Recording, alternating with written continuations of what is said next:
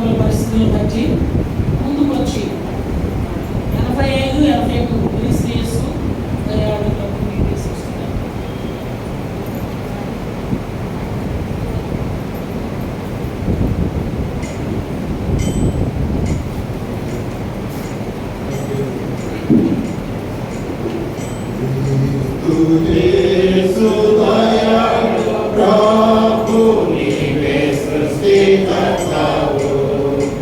He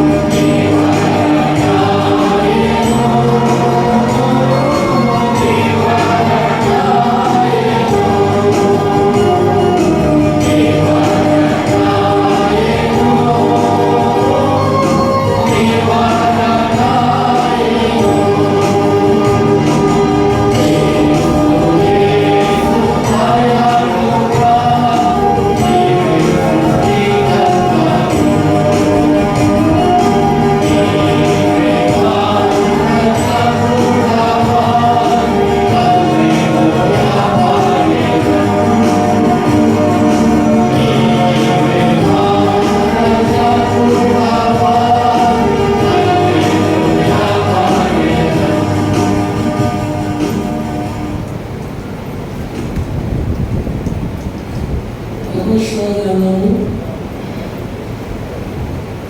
24వ అధ్యాయము 15వ వచనము అందరం కలిసి చదువుకుంటాం. యెహోషువ గ్రంథము 24వ అధ్యాయము 15వ వచనము అందరం కలిసి చదువుకుంటాం. యెహోవాను సేవించుట మీ దృష్టికి కీడని తోచిన యెడల మీరు ఎవరిని సేవించెదరు? నది అతనిని మీ పితరులు సేవించిన దేవతలను సేవించెదరు. అమోరీయుల దేశంలో మీరు నివసించుచున్నారే, వారి దేవతలను సేవించెదరు. నేడు మీరు కోరుకున్నది మీరెవరిని సేవింపకూరినను నేను నా ఇంటి వారు యెహోవాను సేవించెదము అనెను. ఆ చివరి భాగము, నేను నా ఇంటి వారిను యెహోవాను సేవించెదము అనెను. తిరిగి మరోమాట మొదటి కొరింథీయులకు రాసిన పత్రిక, కొరింథీయులకు రాసిన మొదటి పత్రిక 11వ అధ్యాయము 26, 27, 28 వచనాలు అందరం కలిసి చదువుకుంటాం. మీరు ఈ రొట్టెను తిని ఈ పాత్రలో నుండి త్రాగినప్పుడల్లా ప్రభువు వచ్చే వరకు ఆయన మరణమును ప్రచురించుదురు. కాబట్టి ఎవడు అయోగ్యముగా ప్రభు యొక్క రొట్టెను తినును లేక ఆయన పాత్రలోనిది త్రాగును వాడు ప్రభు యొక్క శరీరము గుర్చియు రక్తమును గుర్చియు అపరాధి అగును. కాబట్టి ప్రతి మనుషుడు తను తాను పరీక్షించుకొనవలెను. అలాగ చేసి ఆ రొట్టెను తిని ఆ పాత్రలోనిది త్రాగవలెను. ప్రభు సహాయం కొరకు చిన్న ప్రార్థన చేసుకుంటాం. మోకరించగలిగిన వారు మోకరించండి, మిగిలిన వారు తలలు వంచి ప్రార్థనలో ఏకీభవించండి.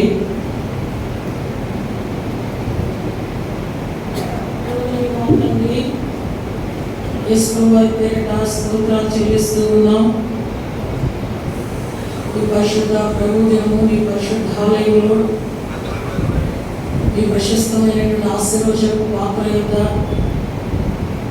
ఆత్మస్వరూపమైన మిమ్మల్ని ఆత్మతోనూ సత్యంతోనూ ఆరాధించినట్లు బరాకాలు పరిశుద్ధుల యొక్క ఆరాధనను మీరు ఆగ్రహిస్తూ వచ్చినందుకే శిరస్సు నుంచి నమస్కరిస్తూ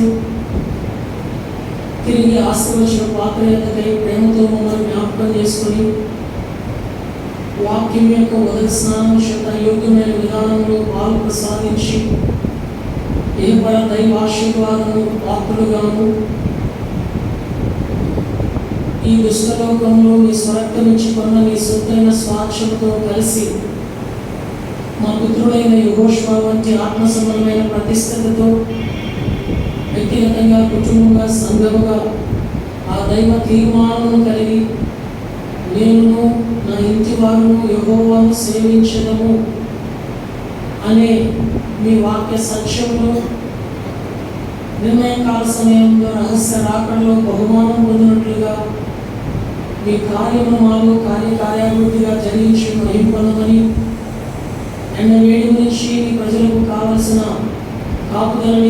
పితరులైన ఇశ్రాయేలు విషయంలో పగటి మేఘస్తంభము రాత్రి అగ్నిస్తంభము ఇచ్చిన దేవుడివి.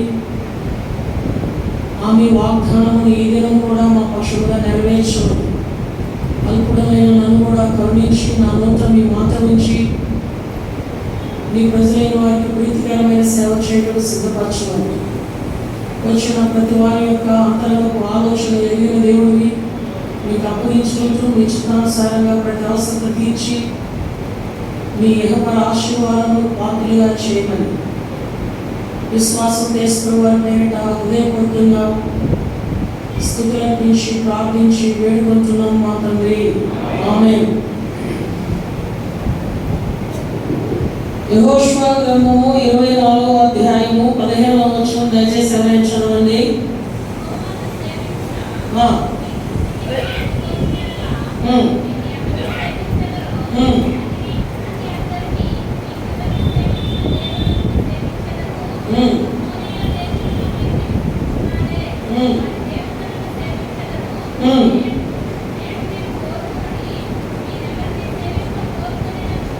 మీరెవరిని సేవింప కోరినను నేను నా ఇంటి వారును యెహోవాను సేవించెదము అని.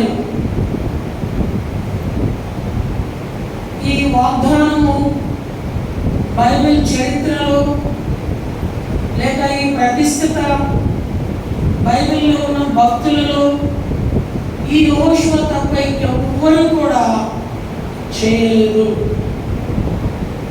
ఈ ప్రతిష్ఠితతో కూడిన వాగ్దానంలో నేను అనే మాటను ఆధారం చేసుకొని ఆరాధన కొరట 5 తలంపులు జ్ఞాపకం చేసుకున్నాం. మొదటిది, నేను అనే మాట ఏం జ్ఞాపకం చేస్తుంది? నేను ప్రేమించుచున్నాను. దావీదు భక్తుని యొక్క ఉద్దేశం తెలియజేయబడింది. రెండవది, నేను స్తుతించుచున్నాను. మూడవది, నేను కీర్తించుచున్నాను లేక సంతోషించుచున్నాను. నాలుగవది, నేను నిరీక్షించుచున్నాను. ఐదవది, నేను ఘనపరచుచున్నాను. ఈ పదాలు వేరైనా ఈ పదాల యొక్క భావజాలం ఒకటే. ప్రభువుని సేవించుట, పూజించుట, ఆరాధించుట. అందువరకు ఆఖరి పదమైన ఘనపరచుటలో ఆయనను ఏ రీతిగా మనం ఘనపరచడానికి మనకి ఏమై ఉన్నాడో 5 విషయాలు జ్ఞాపకం చేసుకుంటూ వచ్చాం. మొదట, ఆయన మన సృష్టికర్త. భూమి మీద అందరికీ, ఆకాశమును భూమిని అందులో ఉన్న సమస్తము తల్లి గర్భంలో పుట్టిన ప్రతి వారికి ఆయనే సృష్టికర్త. అంతతోనే మనల్ని ఆరాధించమని కోరట్ల. అన్య జనాంగంలో మనం ఆరాధించి ఆరాధికులుగా ఉండడానికి సృష్టిలో మనము ప్రథమ ఫలముగా ఉండు నిమిత్తము ఈ సత్య వాక్యము వలన తిరిగి మనలను ఆయన ఏం చేస్తున్నాడు? కన్నాడు, కొన్నాడు. అందుకొరకు ఆయనను అన్ని జనుల ఎదుట ఘనపరచ బౌద్ధులమై ఉన్నామని ఆరాధిస్తూ వచ్చాం. రెండవది, ఎందుకు ఆయనను ఘనపరచాలి లేక సేవించాలి అంటే ఆయన మన పక్షముగా పరిశుద్ధుడై ఉన్నాడు. 9వ కీర్తన 5వ వచనం మరియు 9వ వచనంలో మనము నిలువెల్లా జన్మతః అపవిత్రులం, కలలో కూడా అపవిత్రులమే. అటువంటి అపవిత్రులమైన మన కొరకు ఆయన కలవరి శిలువలో ప్రాణం ధారపోసి శిలువ రక్తం ద్వారా కడిగి పవిత్రపరిచి ఆ పరిశుద్ధుని యందు, పరిశుద్ధ సంఘమందు, పరిశుద్ధ స్థలమందు, పరిశుద్ధ వాక్యమందు, పరిశుద్ధ వచనమందు మనమున్నట్లు ఆ పరిశుద్ధుని సేవించే భాగ్యం మనకు అనుగ్రహిస్తూ వచ్చాడు. మూడవ తలంపు ఏంటి? గుర్తున్నదిగా, శత్రువు చేతిలో నుండి మనకు విజయాన్ని.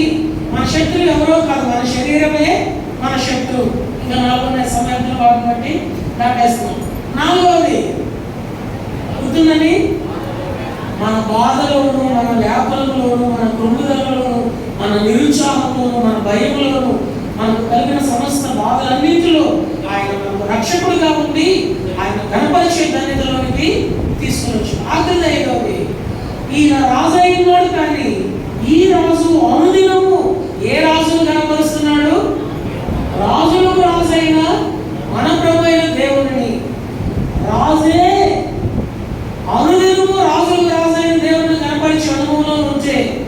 మరి రాజులైన యాజక సమూహంలో చేర్చబడిన మనము ఇంకా ఎంతగా ఆయనను కనపరచాలా? అదే మేము యెహోవాను సేవించడము. ఈ 5 అనుభవాలను బట్టి మనం ఆయన ఆరాధిస్తూ వచ్చాం. ఆశీర్వచన పాత్రలో చేయవేయక మనకు యెహోషువ ఈ కాంటెస్ట్ ప్రవచనం అంటే వచ్చే ఆదివారంలో యెహోషువ జీవితంలో ఉన్న ఆరాధన భాగము, యెహోషువ ఈ దేవుని ప్రజలైన వారందరినీ సమకూర్చి ఏ సందర్భంలో ఈ తీర్మానంలోకి వచ్చినాడో అది ఆశీర్వచన పాత్ర కొరకు ప్రభు రాకడ ఆలస్యంగా వచ్చే ఆదివారం జ్ఞాపకం చేసుకుంటాం. ఈ వారము యెహోషువ ప్రభువుని సేవించినట్లుగా మనం సేవించడానికి దేవుని వాక్యం ద్వారా మనం నేర్చుకోవాల్సిన ఆ పూజ లేక ఆ సేవ ప్రతిష్ఠిత ఏమై ఉన్నాయో సమయ హద్దుబాట్లను బట్టి 5 లేక 7 జ్ఞాపకం చేసుకుంటాం. దానికంటే ముందుగా ఒక చిన్న ప్రశ్న, బైబిల్లో యెహోషువలు ఎంతమంది ఉన్నారు? బైబిల్లో యెహోషువలు 4 వ్యక్తులు ఉన్నారు. కొంతమంది పేర్లు కలిగిన వారు బైబిల్లో చాలా ఉన్నారు. ఉదాహరణకి యేసేపు అనేటువంటి భక్తులు పేర్లు కలిగిన వారు ఎంతమంది ఉన్నారయ్యా అంటే 11 మంది ఉన్నారు. మనకి పాత నిబంధనలో ఒక ఆయన పరిచయం, కొత్త నిబంధనలో ఒక ఆయన పరిచయం. పాత నిబంధనలో యాకోబు కొడుకు బాగా తెలుసు, కొత్త నిబంధనలో కన్యక మరియకు ప్రదానం చేయబడిన యేసేపు ఒక ఆయన బాగా తెలుసు. మిగిలిన 9 మంది హోంవర్క్ తెలుసు. అలాగే సీమోనులు బైబిల్లో 9 మంది ఉన్నారు. మనకి సీమోను పేరు ఒక్కడే బాగా పేటెంట్, మిగిలిన 8 మంది హోంవర్క్. యాకోబులు కూడా ఉన్నారు. కొత్త నిబంధనలో 5 యాకోబులు ఉన్నారు. అలానే యెహోషువలు బైబిల్లో 4 ఉన్నారు. ఇప్పుడు మనము ఈ అంశానికి మూలమైనటువంటి ఈ యెహోషువ, నూను కుమారుడైన యెహోషువ, రెండవ వ్యక్తి ఏలీ దినాలలో మొదటి సమూయేలు గ్రంథము 6వ అధ్యాయము 14వ వచనంలో బెత్షెమెషే వాడు అయిన యెహోషువ అని రాయబడి ఉంది. మొదటి సమూయేలు గ్రంథము 6వ అధ్యాయం 14వ వచనం. బెత్షెమెషే వాడు అయిన యెహోషువ యొక్క పొలంలోనికి వచ్చి అక్కడ ఉన్న ఒక పెద్ద రాతి దగ్గర నిలువగా చాలండి. కిర్యతయారీములో మందసము బంధించబడిన తర్వాత వారి మధ్య గడ్డలు సంభవించినప్పుడు వారు కొత్త ఎడ్ల బండి మీద ఆ మందసమును పెట్టి పంపించి వేసినప్పుడు ఆ బండి వచ్చి ఎక్కడ ఆగింది అంటే బెత్షెమెషు వాడైన యెహోషువ పొలంలో ఆగింది. ఇతడు రెండవ వాడు. మూడవ వారు ఎవరయ్యా అంటే 2వ రాజుల గ్రంథము 23వ అధ్యాయము 8వ వచనం నందు ఆ పట్టణము అధికారి అయిన యెహోషువ. 2వ రాజుల గ్రంథము 23వ అధ్యాయం 8వ వచనం. యూదా పట్టణములో ఉన్న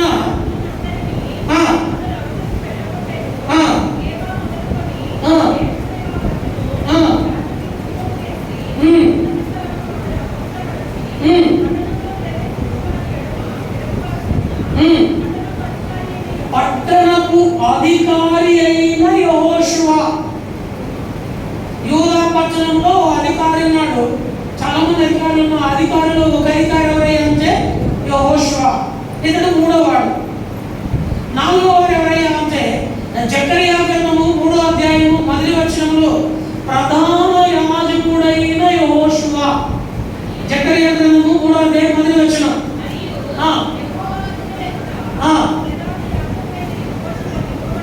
ప్రధాన యాజకుడైన యెహోషువ నిలువబడుటయు చాలండి.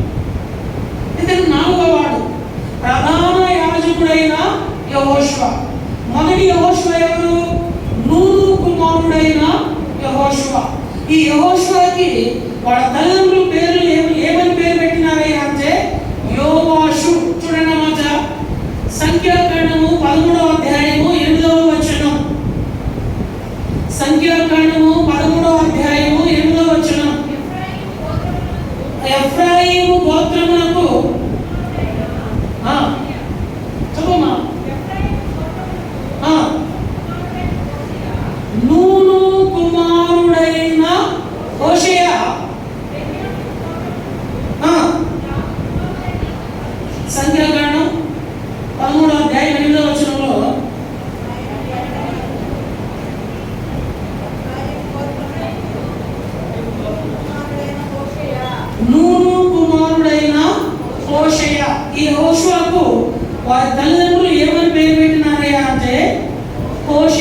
పేరు పెట్టినారు. మోషే ఇతనికి ఏం చేసినాడు? సంఖ్యాకాండం 13:16 దేశమును సంచరించి చూచుటకు మోషే పంపిన పేర్లు ఇవే. మోషే నూను కుమారుడైన హోషేయకు యెహోషువ అను పేరు పెట్టెను. యెహోషువ అను పేరున్న అర్థం ఏంటంటే యెహోవాయే నా రక్షకుడు. యెహోషు అన్నది అర్థం. అయితే ఎందుకో దైవజనుడైన మోషే ఈ యెహోషుకి ఏమని పేరు పెట్టినాడు అంటే యెహోషువ అని పేరు పెట్టినాడు. ఇతను ఏ గోత్రానికి సంబంధించిన వాడు? ఎఫ్రాయిము గోత్రానికి సంబంధించినటువంటి వాడు. ఈ యెహోషువ తన జీవిత కాలం అంతా కూడా ఏమని పిలువబడుతూ వచ్చినాడంటే నూను కుమారుడును మోషే పరిచారకుడునైన యెహోషువ అని పిలువబడుతూ వచ్చాడు. తన చివరి దినాలలో మాత్రమే తను ఈ లోకయాత్ర ముగించబడే దినాలలో మాత్రమే యెహోవా సేవకుడు అని ఒకే ఒక సందర్భంలో పిలువబడినాడు. తన సేవా దినములన్నీ కూడా తనకున్నటువంటి పేరేంటయ్యా అంటే మోషే పరిచారకుడు. ఏం పేరండి? మోషే పరిచారకుడు. ఈయన ఆ స్థానంలో ఉండవచ్చే దేవుడిని సేవించే ఆత్మ సంబంధమైన ప్రతిష్టతలోనికి రాగలిగాడు.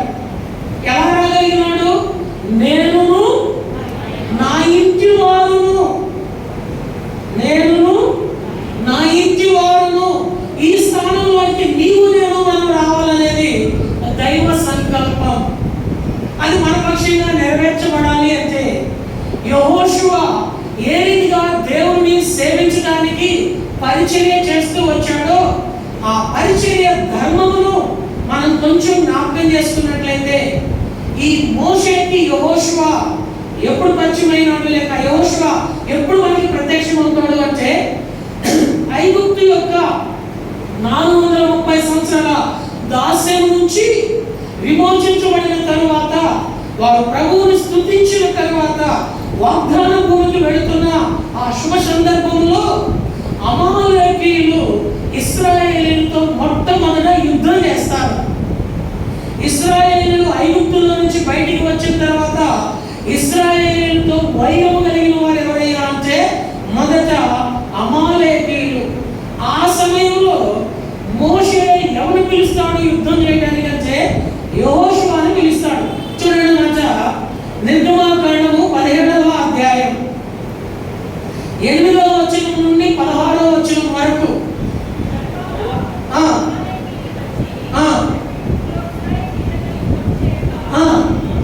మోషే యెహోషువతో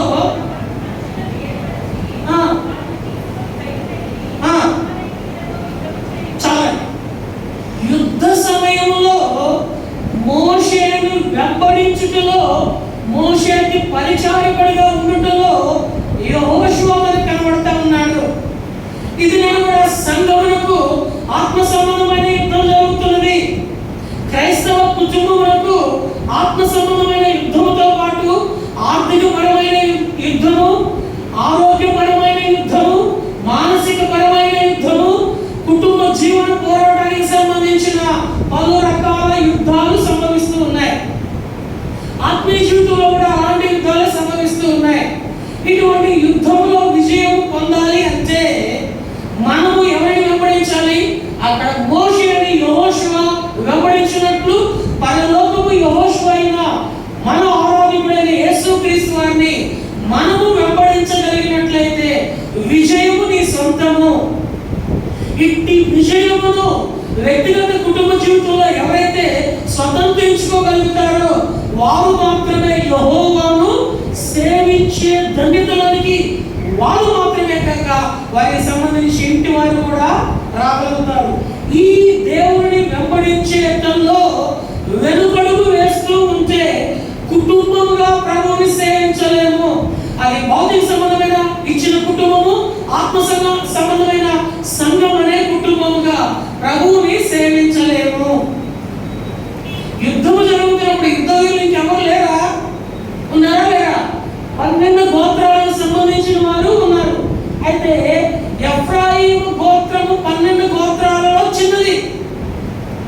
బలహీనమైనది, తక్కువైనది. అయినప్పటికీ ఆ ఎఫ్రాయిము గోత్రములో నుంచి మోషే ఎవరిని పిలిచినాడయ్యా అంటే తనను వెంబడించుటలో వెనుదీయని యెహోషువని పిలిచినాడు. ఇది సంఘం అనే దేవుని ఇంటిలో, కుటుంబం అనే క్రైస్తవ ఇంటిలో దేవుడిని వెంబడించేవారు ఎవరయ్యా అంటే ఆయనకు సమీపముగా ఉంటూ యుద్ధములో విజయం పొందాలనే ఆత్మ సంబంధమైన తీవ్రత కలిగిన వారిని దేవుడు పిలుస్తాడు. చూడండి, వరుసలో దాదాపు 15 మంది ఉన్నారు. ఎంతమంది వాక్యం చదవాలనే యుద్ధంలో ముందడుగేస్తున్నారు? మిగిలిన రాదనా, కుదరదనా? ఇప్పుడు చదవమని కూడా ఎవరికి చెప్తాం? అర్థం కావడానికి చెప్తాం. ఎవరికి చెప్తాం? ఆ యుద్ధ భూమిలోనికి ఎవరైతే వెంబడించడానికి ముందు రాగలుగుతారో వారికి చెప్పగలుగుతాం.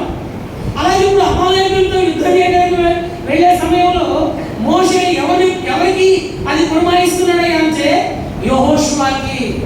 ప్రియమైన క్రైస్తవ సంఘమా, ఆత్మ సంబంధమైనటువంటి యుద్ధంలో దేవుని పక్షంగా విజయం పొందడానికి మోషేను యెహోషువ వెంబడించినట్లు యుద్ధ సమయంలో నీవు దేవుని వెంబడించడానికి సంఘపక్షంగా ఉన్నావా? కుటుంబము దేవుని యొక్క నిత్యత్వంలో చేరడానికి, కుటుంబం ఆత్మ సంబంధమైనటువంటి విజయం పొందడంలో కుటుంబ పక్షంగా యుద్ధ భూమిలో విజయం పొందడానికి ఆ కుటుంబ పక్షంగా నీవు నిలబడగలవా?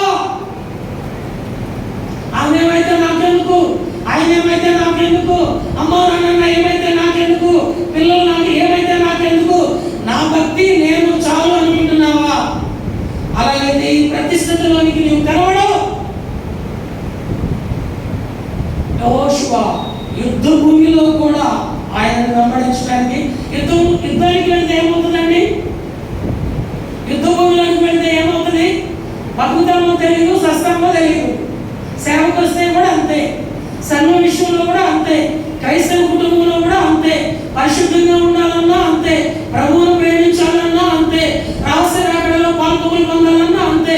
ఈ పాపిష్టి లోకంలో శరీరం చచ్చినా సరే ఆత్మీయంగా నీవు ఉండడం ఏం కావాలా? ఆ ప్రతిష్ఠితలోనికి రావాలా. ఆ ప్రతిష్ఠితలోకి వచ్చినప్పుడు మోషే పిలిచినప్పుడు యెహోషువ ఏమన్నాడు? ఏమయ్యా మోషే, పేరు మారిస్తే మార్చావు కానీ యుద్ధంలో కూడా నన్నే పెడతావా? ఇంక నీకు ఎవరు కనపడట్లేదని అన్నాడా? ఇలా అందుకనే ఆశీర్వాదంలోకి రాగలిగినాడు. ఇంకా చూడండి, మోషే జీవితంలో యెహోషువ ఎలా వెంబడిస్తున్నాడు అంటే 40 దినాలు సీనాయి పర్వతం మీద దేవుని ధర్మశాస్త్రమును తీసుకొని దేవుని చేవరాతతో రాతి పలకలు తీసుకుని వస్తే కింద వాళ్ళు ఇష్టం వచ్చినట్లు తినడానికి, త్రాగడానికి, ఆడడానికి ఉన్నప్పుడు వాళ్ళు ఇష్టం వచ్చినప్పుడు మోషే ఏం చేస్తాడంటే రాతి పలకలను పగలగొట్టాడు. తర్వాత మరలా మోషేని దేవుడు సీనాయి పర్వతం మీదకి 40 దినాలు తీసుకుని పోయినప్పుడు మోషేతో పాటు ఎవరున్నారు? బైబిల్ స్టడీ ఎవరున్నా తెలుస్తుందా? జోసెఫ్ అని గుర్తుందా? మందసం గురించి ధ్యానించే సమయంలో మోషేతో పాటు ఎవరున్నారా అంటే ఆ సీనాయి పర్వతం మీద దేవుని ధర్మశాస్త్రం తీసుకుని వచ్చేటప్పుడు యెహోషువ ఉన్నాడు. చూడండి మధ్య నిర్గమాకాండము 32వ అధ్యాయం 16-17 వచ్చినారు. గట్టి చదువుమా.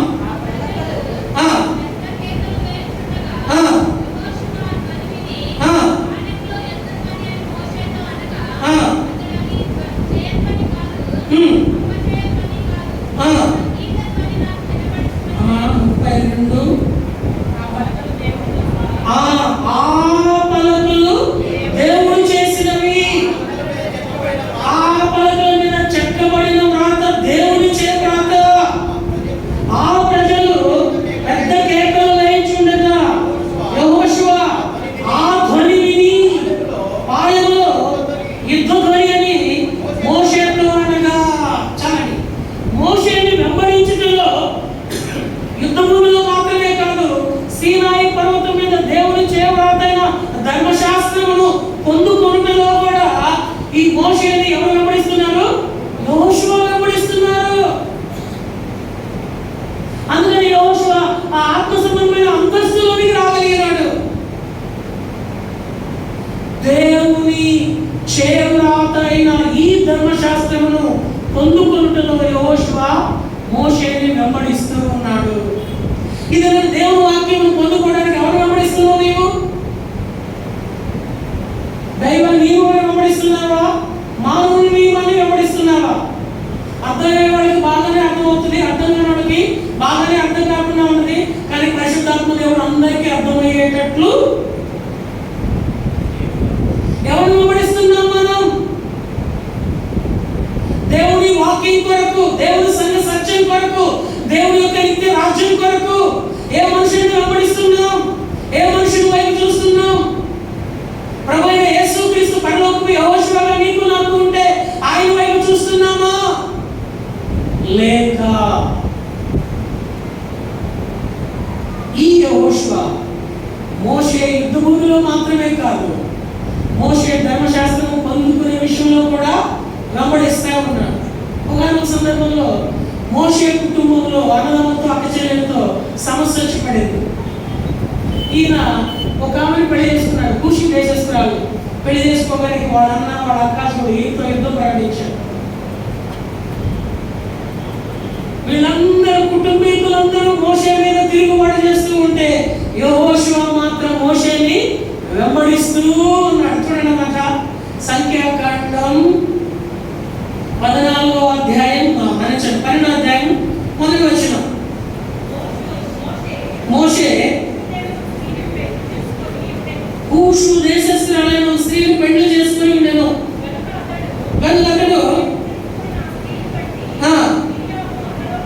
మిరియాము అహరోనులు అతనికి విరోధముగా మాట్లాడి ఇంట్లో సమస్య వచ్చింది. అయినప్పటికీ సరే నీ ఇంటి వారిని నెట్టన్నారని మోషే యెహోషువ వదిలిపెట్టలేదు.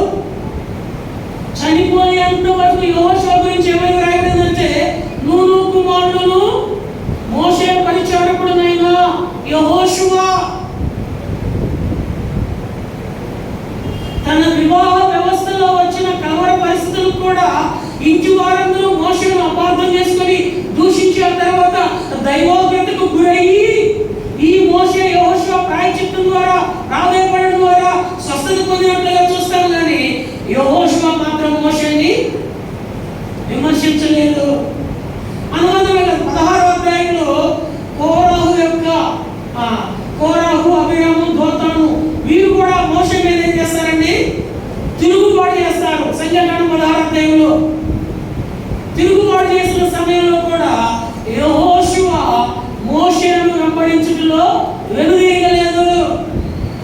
వాళ్ళు తిరుగుబాటు చేశారు కానీ వాళ్ళకి ఉగ్రత వచ్చింది. కానీ వాళ్ళు భూమి నోరు తెరవగా వారికి అనుసరిస్తున్న వారందరూ ఆ దైవోగ్రతకు పాత్రులయ్యారు. కానీ యెహోషువ ఎలా ఉన్నాడు? మీ ఇష్టమయ్యా ప్రవచనం వచ్చేవారు ఆ హిస్టరీ జ్ఞాపకం చేసుకుంటాం. మీ ఇష్టం, మీరు ఎవరినైనా సేవించుకోండి, నేను నా ఇంటి వారు మాత్రం యెహోవాను సేవిస్తాం. ఇలాగ యెహోవాను సేవించాలని నాకు ఆత్మీయంగా నేర్పిన నా ఆత్మీయమైన తండ్రిని నేను మోషేని వెంబడించడంలో వెనుదీయలేదు. యుద్ధ భూమిలో మోషేని వెంబడిస్తున్నాడు. ధర్మశాస్త్రం సీనాయి పర్వతం మీద పొందుకునేటప్పుడు మోషేని వెంబడిస్తున్నాడు. కుటుంబ జీవితంలో తోడబుట్టిన వారు విమర్శిస్తున్నప్పుడు, గర్దిస్తున్నప్పుడు, బాధిస్తున్నప్పుడు మోషేని యెహోషువ వెంబడిస్తున్నాడు. సంఘంలో ఉన్నటువంటి కోరాహు అభిరాము దోతాను లాంటి వారు, వారి అనుచరులైన వారు మోషే మీద తిరుగుబాటు చేస్తున్నప్పుడు యెహోషువ మోషేని పరిచారకుడిగా వెంబడిస్తూ ఉన్నాడు. ఆ తర్వాత దేవుని ఇంటి విషయంలో, దేవుని వాక్యమును చదివే విషయంలో యెహోషువ ఎక్కడ కూడా పెడచెవిని పెట్టట్లేదు. చూడండి మాట,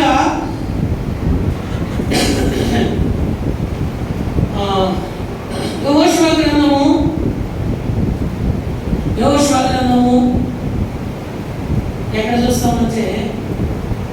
8వ అధ్యాయం 34-35 వచనం.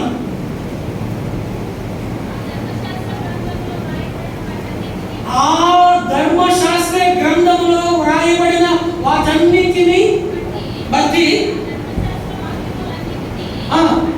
అనగా దాని దీవెన వచనమును దాని శాప వచనమును చదివి వినిపించెను.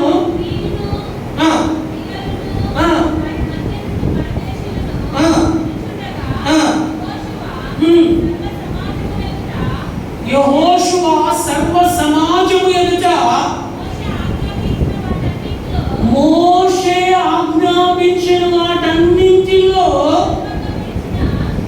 చదువక విడిచిన మాట ఒక్కటి లేదు.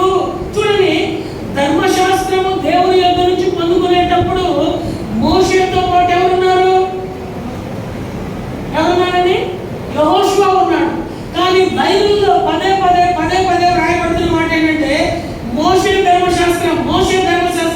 కొత్త నిబంధన కాలంలో కూడా ఇదే మాట మనకి కనబడతా ఉంటుంది. మోషే ధర్మశాస్త్రం అని కనబడతా ఉంటుంది. అప్పుడు యెహోషువ ఏమైనా నొచ్చుకున్నాడా? ఇద్దరు కలిసి పని చేస్తా ఉన్నారు, చాపలేస్తా ఉన్నారు. ఒకరి పేరే చదివారు అనుకోండి, ఇంకొకరు ఏం చేస్తారు? వచ్చేవాడు వచ్చి చాపేస్తారా? ఇప్పుడు అనిల్ స్టాలిన్ ఇద్దరు కలిసి చాపలేసారు. నేను అనిల్ భలే చాపలేసాడు అని అన్నాను అనుకోండి, లేకపోతే స్టాలిన్ భలే చాపలేసాడు ప్రభా జ్ఞాపకం చేసుకో అన్నాను అనుకోండి, వచ్చేవాడు ఇంకొకరు కనబడతారా? కనబడరా?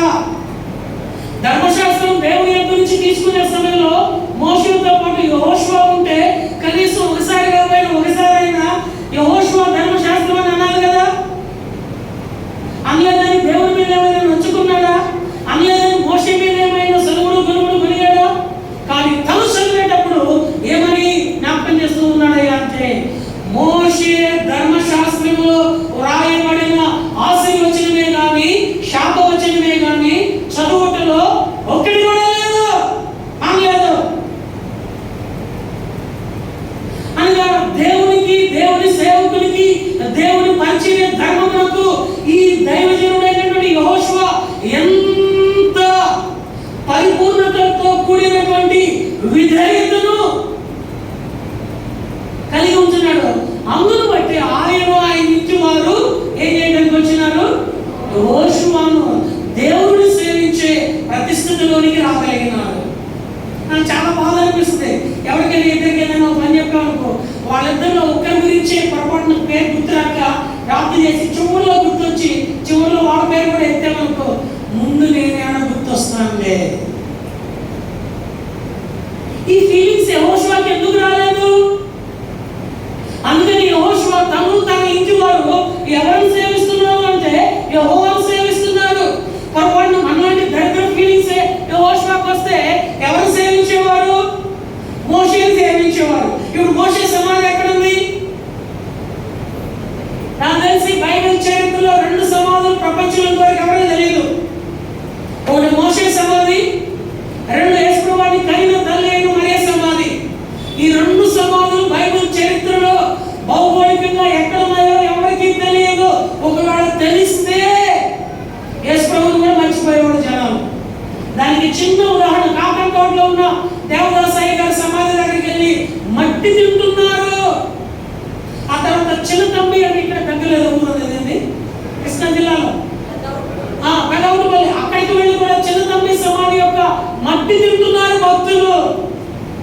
పాపంలో పుట్టి పెరిగిన వీరి సమాధుల యొక్క మట్టి తింటుంటే ఆ పాపం నుంచి విమోచించబడాలని ఐగుప్తు యొక్క దాస్యంలో నుంచి రక్షణ సువార్తను తీసుకుని పోయి 430 సంవత్సరాల బానిసపు బ్రతుకుకు విడుదలనిచ్చి ఆరిని నేల మీద ఎర్ర సముద్రంలో నుంచి వాగ్దానం కొరకై నడిపించినటువంటి గొప్ప దైవజనుడైనటువంటి మోషే సమాధి దగ్గర ఇంక మట్టి మిగిలిందంటారా? లోకానికి సర్వమానవుల యొక్క పాప పరిహారం కొరకై తను గర్భము ధరించిన దగ్గర నుంచి ఆయన కలవసిలో చనిపోయేంత వరకు ఆ తల్లి హృదయము వేదంతో గాయపరచబడుతున్నటువంటి ఆ దీనురాలు తరతరములు ఈమె ధన్యురాలు అని దేవుని చేత ఆశీర్వచనము పలుకబడినటువంటి కన్యక మరియ సమాధి కనబడితే మానవులు బ్రతికిస్తారా? వారిని వెంబడించలేదు. యెహోషువ ఎవరిని వెంబడిస్తున్నాడు? దైవ నియమమును. యెహోషువకి దేవుని సేవకుడు ఎవరయ్యా అంటే మోషే. దైవ క్రమం ఏమిటయ్యా అంటే మోషే. ఆ దైవ క్రమం ప్రకారము మోషే ఇచ్చిన ధర్మశాస్త్ర వాక్యమును చదువుటంలో విడిచిపెట్టినది ఇది దైవ నియమం ఏమవుతుంది కుటుంబ జీవితంలో, ఆత్మీయ జీవితంలో? సేవకుడు అంటే తుచ్చప్రాయం. సేవకుడు అంటే ఏ మాత్రం అంతరంగంగా ఏమైపోతున్నామయ్యా అంటే నేను నా ఇంటి వారు నీ భార్య దగ్గరే, నీ భర్త దగ్గరే, నీ పిల్లల దగ్గరే, నీ తల్లిదండ్రుల దగ్గరే దైవ నియమం గురించి నీకు వచ్చినట్టు మాట్లాడుతుంటే అవి విని దేవుణ్ణి ఆరాధించే అనుభవానికి రాగలుగుతారంటారా? ఎవరు మోషే గురించి వాళ్ళ అక్క వాళ్ళ అన్న మాటలన్నీ యోషువ పోయి ఎవరికి చెప్పాలా? వాళ్ళ ఆవిడికి వాళ్ళ పిల్లలకి చెప్తే ఇప్పుడు వాళ్ళే ఉంటారు, ఇట్లా డోర్ దగ్గరికి వెళ్ళయ్యా పని చేసేది, ఊపిరి ఉంటే ఉపశాఖలు అనుకుని బతుకోవచ్చు కానీ అట్లా డోర్ దగ్గరికి ఎందుకయ్యా, వాడెట్ట సేవకుడయ్యా, వాడెట్టయ్యా, ఇదెట్టయ్యా, అదెట్టయ్యా.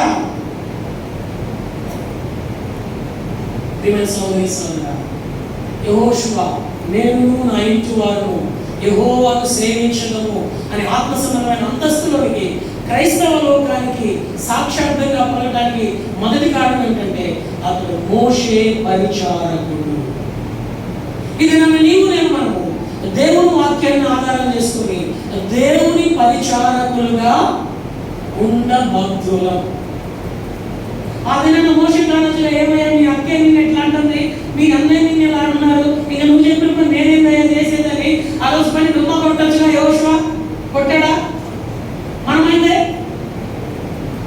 అప్పగించింది మన ఇష్టం, ఇష్టమైతే చేస్తాం. ఆయన మీతో చెప్పినది పరిచారకుడుగా ఉండడానికి ఎవరైతే ఇష్టపడతారో ప్రతిష్ఠితలోనికి రావడానికి ప్రభు కార్యం చేస్తాడు. పరిచారకులుగా ఉండడానికి ఎవరైతే ఇష్టపడారో ఈ వాక్యాన్ని పట్టించడానికి మనసు రాదు, ప్రభు యొక్క ప్రతిష్ఠితలోనికి రాలేరు. శ్రేష్టమైన ప్రతిష్ఠితని నేను నా ఇంటి వారు యెహోవాను సేవించడము. ఇచ్చాము. బైబిల్లో ఎంతమంది ఉన్నారు? 10 నిమిషాల టైం ఉంది ముగించుకోవడానికి. 10 నిమిషాల్లో 5 వ్యక్తులను జ్ఞాపకం చేసుకొని ముగించుకుంటాం. నెంబర్ 1 లూకాసు వార్త 1వ అధ్యాయం 23వ వచనం. లూకాసు వార్త 1వ అధ్యాయం 23వ వచనం. అతడు సేవ చేయు దినములు సంపూర్ణమైనప్పుడు వారి ఇంటికి వెళ్ళాడు. ప్రభువును సేవించినటువంటి భక్తుడు ఎవరయ్యా అంటే యాజకుడు. ఏం పేరు? జకరియా. జకరియా అంటే అర్థం ఏంటి? గాడ్ హ్యాస్ రిమెంబర్, దేవుడు జ్ఞాపకం చేసుకునే వాడు. ఆయన భార్య పేరేంటి? ఎలిజబెత్. వీరిరువురు ఏం చేస్తున్నారంటే వారి తరగతి క్రమము చొప్పున యాజక ధర్మం జరిగిస్తున్నారు, సేవ చేస్తా ఉన్నారు. అయితే వారి సేవా జీవితంలో ప్రభువును సేవిస్తున్నారు. వారి సేవా జీవితంలో కొరత ఉంది. ఏం కొరత ఉంది? నీవు కూడా నీ కుటుంబంతో ప్రభువును సేవిస్తూ ఉన్నావు, ఆరాధిస్తూ ఉన్నావు, ప్రార్థన చేస్తూ ఉన్నావు, పరలోకం కొరకు ప్రయత్నిస్తూ ఉన్నావు. అయితే నీ కుటుంబ జీవితంలో కూడా కొరత ఉంది. ఏం కొరత ఉంది? ఉద్యోగం లేదేమో. ఏం కొరత ఉంది? ఆర్థిక ఇబ్బంది ఉందేమో. ఏం కొరత ఉంది? అనారోగ్యంగా బాధపడుతున్నావేమో. ఏం కొరత ఉంది? బిడ్డల భవిష్యత్తు తల్లడిల్లిపోతున్నావేమో.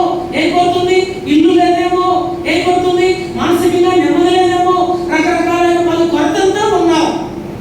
అయితే అలాంటి కొరత కలిగినటువంటి ఈ జకరియా ఏం చేస్తా ఉన్నాడు అంటే జకరియా గ్రంథం 3వ అధ్యాయం 6వ వచనం. జకరియా గ్రంథం 3వ అధ్యాయం 6వ వచనం. అయినను జకరియా కదమ్మా. లూకాసు వార్త 1:6 జకరియా గురించి వీరిద్దరూ ప్రభు యొక్క సకలమైన ఆజ్ఞల చొప్పునను న్యాయ విధుల చొప్పునను నిరపరాధులుగా. చూడండి, భార్య భర్తల మధ్య వారి ఇరువురికి సంబంధించి ఒకే కొరత ఉంటే ఆ కొరత కలిగినప్పుడు భర్త కానీ భార్య కానీ దేవుడి గురించి చెబుతుంటే మిగిలిన భర్త కానీ భార్య కానీ ఏమంటారు? ఇంకా ఏం దేవుడు అమ్మాయి, ఇంకా ఏం దేవుడు అండి. ఎందుకంటే యోగా కథగా గుర్తు చేస్తుంది. ఇంకా యథార్థత విడిచిపెట్టవా, దేవుడిని దూషించి సావరాదా అంది. వాళ్ళకి ఏదో కొరత వచ్చింది. 10 మంది ఒక రోజే, పరువు ప్రతిష్ట అంటే ఒక రోజే. ఆ సమయంలో యోగకి ఏమంటుంది? దేవుడిని 2:9 యోగ గ్రంథంలో దేవుడిని దూషించి సావరాదా. ఇప్పుడు వీరి యాజక ధర్మంలో కూడా వీరు ప్రభువును సేవిస్తూ ఉన్నప్పుడు వీరి జీవితంలో కొరత ఉంటే వీరిద్దరూ కలిసి ఎలా సేవిస్తున్నారు? ప్రభువు యొక్క సకలమైన ఆజ్ఞలను ఏం చేస్తున్నారండి? అనుసరిస్తూ ఉన్నారు. ఎంతమంది రకాలుగా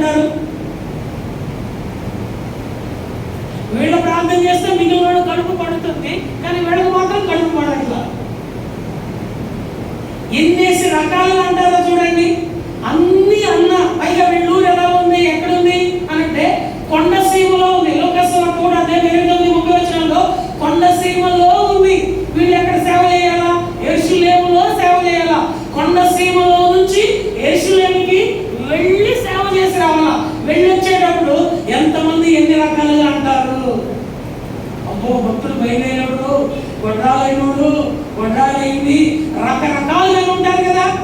ఎన్ని రకాలుగా ఉన్నా కానీ ఎక్కడికి వెళ్ళడం మానలేదు, ప్రభువుని సేవించడం మానలేదు. ఎక్కడ సేవించడం మానలేదు? యెరూషలేములో సేవించడం మానలేదు. ఇది నన్ను తుమ్మితే హెబ్రోను మీద అలుగుడు, ఇది నన్ను దగ్గు వస్తే కరాకా మీద అలుగుడు, ఇది నన్ను జ్వరం వస్తే స్థానిక సంఘం మీద అలుగుడు, ఇది నన్ను ఏదో అయితే దేని మీద బాధ అయితే ఎవరి మీద కోపమై అంటే స్థానిక దేవుని సంఘం. ఇదేనా దేవుని సేవించడం? ఇదేనా దేవుడు నా ఇంటి వారిని ఎవరు సేవించడం అనే ఆత్మ సంబంధమైన ప్రతిష్ఠలోనికి రాగలుగుతాము? జకర్యా పలు నిందలు భరిస్తూ కూడా కొండ సీమలో నుంచి ఎక్కడికి వెళ్తున్నాడు? యెరూషలేములోనికి వచ్చి దేవుని యాజక ధర్మము జరిగిస్తాడు. ఎన్ని పరిస్థితులు ఉన్నా కానీ. అందుకని ఇప్పుడు 1:13 లోకస్వార్త 1:13లో దేవుని దూత జకర్యాకు ప్రత్యక్షమై ఏమంటున్నాయి అంటే, జకర్యా నీ ప్రార్థన వినబడినది కనుక ఏం చేయమాకు, భయపడమాకు. అందుకని అతని గురించి వ్రాయబడింది, అతని సేవాధనములు సంపూర్ణమైనప్పుడు తన ఇంటికి ప్రభువును సేవించే ధన్యత తన కుటుంబం అంతా, తన కుటుంబంలో నుంచి వచ్చినటువంటి కుమారుడు గురించి బైబిల్లో వ్రాయబడింది, భూమి మీద అతని వంటి గొప్పవాడు ఏ గర్భంలో కూడా రాలేదు. స్త్రీ కలిగిన నరులలో బాప్తిస్మిచ్చి యోహాను లాంటి గొప్పవాడు మరెవ్వరూ లేరు.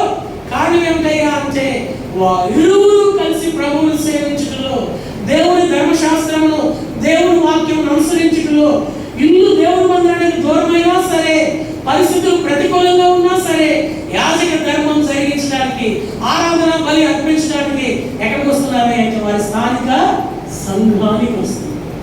ఇది నన్ను స్థానిక సంఘం అంటే చులకన, ఇది నన్ను స్థానిక సంఘం అంటే అవమానం, ఇది నన్ను స్థానిక సంఘము సంఘ సేవ ధర్మం జరిగిస్తున్న సేవకులు బాధ్యులు పరిశుద్ధులు అంటే ఇష్టం వచ్చినట్లు మాట్లాడటం. ఇదంతా ఒక దినాన లెక్క తీసి మనము మన ఇంటి వారు దేవుడిని సేవించాలని దౌర్భాగ్య స్థితిలో ఉన్నామని కొలత వేస్తాడు. అదే కదా దానియేలు గ్రంథంలో చెప్పింది, మెనే టెకెల్ ఫార్సింగ్, నీవు త్రాసులో తూచగా కొలతకి ఏమయ్యావు, ఎక్కువ అయ్యావు అనుకుంటున్నాం మనం. కానీ దేవుడు ఏమంటున్నాడంటే తక్కువ అయ్యావు. నేనేం చేశాను ప్రభువా? దేవుని మందిరానికి ఎన్నిసార్లు, ఏ ఆలోచనతో దేవుని సేవకుని ఎన్నిసార్లు, ఏ ఆలోచనతో దేవుని ప్రజలను ఎన్నిసార్లు, ఏ ఆలోచనతో. అయితే జకర్యా కుటుంబం అలాగూ సేవించే విధానంలో కాకుండా వాక్యానుసారంగా సేవించడం ద్వారా అతడు సేవ చేయు దినములు. 2వ వారం చూస్తారండి, అదే లూకాసు వార్త 2వ అధ్యాయం, అదే లూకాసు వార్త 2వ అధ్యాయం 37వ వచనం. 84 సంవత్సరములు విధవరాలై ఉంది, దేవాలయమును విడువక ఉపవాస ప్రార్థనలతో రేయింబవళ్ళు పాడు చేయుచుండెను అంటారండి. చెప్పలేండి ఏం చేస్తున్నారని రాయలేదు మన బైబిల్లో, మీ బైబిల్లో. రేయింబవళ్ళు ఏం చేస్తున్నాం అనుకున్నవాడు ముందున్నవాడు మధ్యలో గట్టి చెప్పాలి. రేయింబవళ్ళు ఆమె ఏం చేస్తుంది, మనం ఏం చేస్తున్నాం? రేయింబవళ్ళు ఆమె ఏం చేస్తుందంట, సేవ చేస్తుందంట. మనం ఏం చేస్తున్నాం? రేయింబవళ్ళు డాష్ చేస్తున్నాం. ఆమె వయసు ఎంత అక్కడ రాయబడింది, ఎన్నేళ్ళు? 80 ఏళ్ళు వైధవ్యం. అంటే విధవరాండ్రికి కూడా ప్రభువుని సేవించే భాగ్యం ఉంది. ఇంకా 80 ఏళ్ళు దేనికి గుర్తు? వృద్ధులు కూడా దేవుని సేవించే భాగ్యం ఉంది. 80 ఏళ్ళు వైధవ్యం. దాంపత్యం ఎన్నేళ్ళు? 84 ఏళ్ళు వైధవ్యం. దాంపత్యం ఎన్నేళ్ళు? 7 ఏళ్ళు. మొత్తం కలిపి ఎన్నేళ్ళు? 91 ఏళ్ళు. పెళ్లి ఎన్నేళ్ళు అయి ఉంటుంది? 15 ఏళ్ళు కనుక్కోండి. మొత్తం ఎన్నేళ్ళు? 106 సంవత్సరాల అక్క ఏం చేస్తుంది? రేయింబవళ్ళు. మనం ఏం చేస్తున్నాం? రేయింబవళ్ళ మందిరాన్ని నిందలే నిందలు, నిందలే నిందలు, రాళ్ళే రాళ్ళు,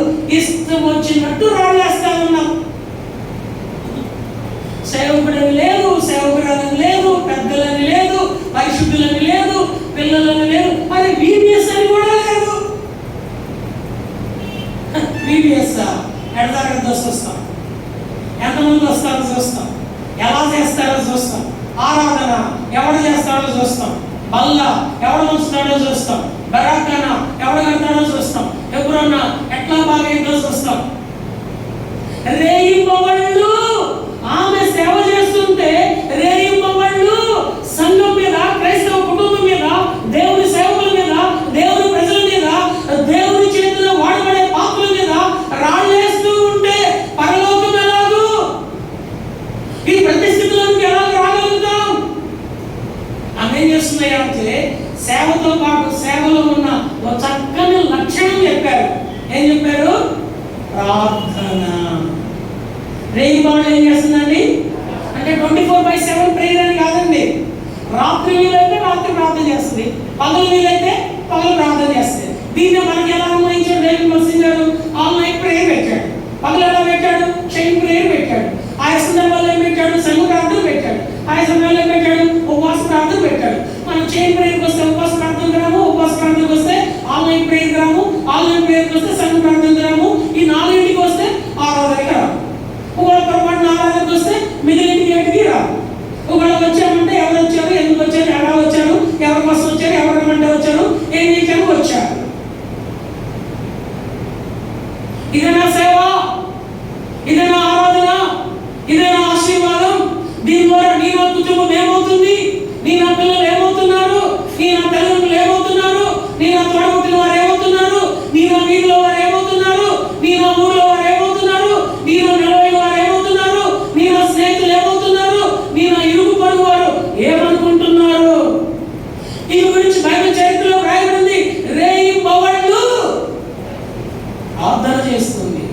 కింద వచనంలో రాయబడింది, యెరూషలేములో విమోచన కొరకు కనిపెడుతున్న వారికి ఆ గడిలోనే వెళ్ళి శుభవార్త ప్రకటించింది. రేపు ప్రశిక్షణ కొరకు ఎంతమంది రాగలరు? రేపు వీపీఎస్ పరిచయం 10 దినాలు తన మహాకృప వచ్చి మండుటెండలో కూడా దేవుడు చాలు దేవుడుగా సహాయపడుతూ వచ్చే సోమవారం సువార్త కొరకు రాగలిగిన వారు ఎంతమంది? ఇంతెండ్లో ఏమొస్తామన్నా, ఈ వయసులో ఏమొస్తామన్నా, 106 సంవత్సరాలు ఉన్న ఆమె 39వ వచనం 40వ వచనంలోకి వచ్చేసరికి ఆ గడిలోనే వెళ్ళి యెరూషలేములో ఉన్న వారికి సువార్త ప్రకటిస్తుంటే 106 సంవత్సరాలు ఉన్న వాళ్ళు ఎవరైనా ఉన్నారు ఇక్కడ? 106 సంవత్సరాలు ఉన్న వారు ఎవరైనా ఉన్నారా ఇక్కడ? 84 సంవత్సరాలు మానక ప్రార్థన చేస్తున్న వారు ఎవరైనా ఉన్నారు ఇక్కడ? భర్త ప్రేమను కోల్పోయిన వారు ఎవరైనా ఉన్నారా ఇక్కడ? ఒంటరితనంతో బాధపడుతున్న వారు ఎవరైనా ఉన్నారా ఇక్కడ? వారు ప్రశిక్షణగా రావడానికి పాత్రులు. దానికి మాదిరి ఇస్తే ఆమె ప్రభువుని సేవిస్తూ. 3వ వారం చూస్తాం రండి. అపోస్తుల కార్యములు 13వ అధ్యాయం 36వ వచనం. అపోస్తుల కార్యములు 13వ అధ్యాయం 36వ వచనం. రాజు దేవుని సంకల్పము చొప్పున తన తరము వారికి సేవ చేసి, చాలండి. ఎవరి గురించి మాట రాయబడింది? దావీదు గురించి. దావీదు 30 ఏళ్ళకి రాజు అయ్యాడు. మనకు 30 ఏళ్ళకి ఉద్యోగం కూడా రావట్లా, వివాహం కూడా కావట్లా, ఇల్లు కూడా రావట్లా, అనుకున్నది కూడా జరగట్లా. ఏంటో మన జీవితానికి ఆ జీవితానికి అంత వ్యత్యాసం. కానీ ఆయన 30 ఏళ్ళకి ఏమయ్యాడు? రాజు అయ్యాడు. అయినా ఆయనకి దేని మక్కువ? 30 ఏళ్ళకి రాజు అయ్యి 40 ఏళ్ళు సేవ చేశాడు. 40 ఏళ్ల సేవా జీవితంలో ఆయన ఆశ ఏంటంటే, కీర్తన 132 3-5 వచనాలు కలిసి ఉన్నాయి. యాకోబు బలిష్ఠుడైన దేవునికి దేవుని మందిర స్థలము నిర్మించేంత వరకు, దేవుని మందిరం నిర్మించేంత వరకు, ఆయనకి విశ్రమ స్థలం చూసేంత వరకు నేను నా కంటి మీద కునుకు రానీయను, నా పడకను ఎక్కను, నా మంచం కూడా ఎక్కను, అంటే నేను విశ్రాంతి కూడా తీసుకోను. 30 ఏళ్ళకి రాజైన ఆయన 40 ఏళ్ళు సేవ చేస్తే, ఈ 70 ఏళ్ళకి తనువు చాలిస్తే, 40 ఏళ్ల సేవా జీవితంలో ఏ రోజు కూడా మనలాగా రెస్ట్ తీసుకుందామని అనుకోవాలి. మిగిలిన 40 ఏళ్ల సేవా జీవితం అంతా కూడా దేవుని మందిరము, దేవుని సేవ, దేవుని మందిరము, దేవుని మందిరము ప్రజల మధ్య మనసము, దేవుని ప్రజలు ఆరాధించాలి, దేవుని ప్రజలు దేవుని మందిరము ఘనంగా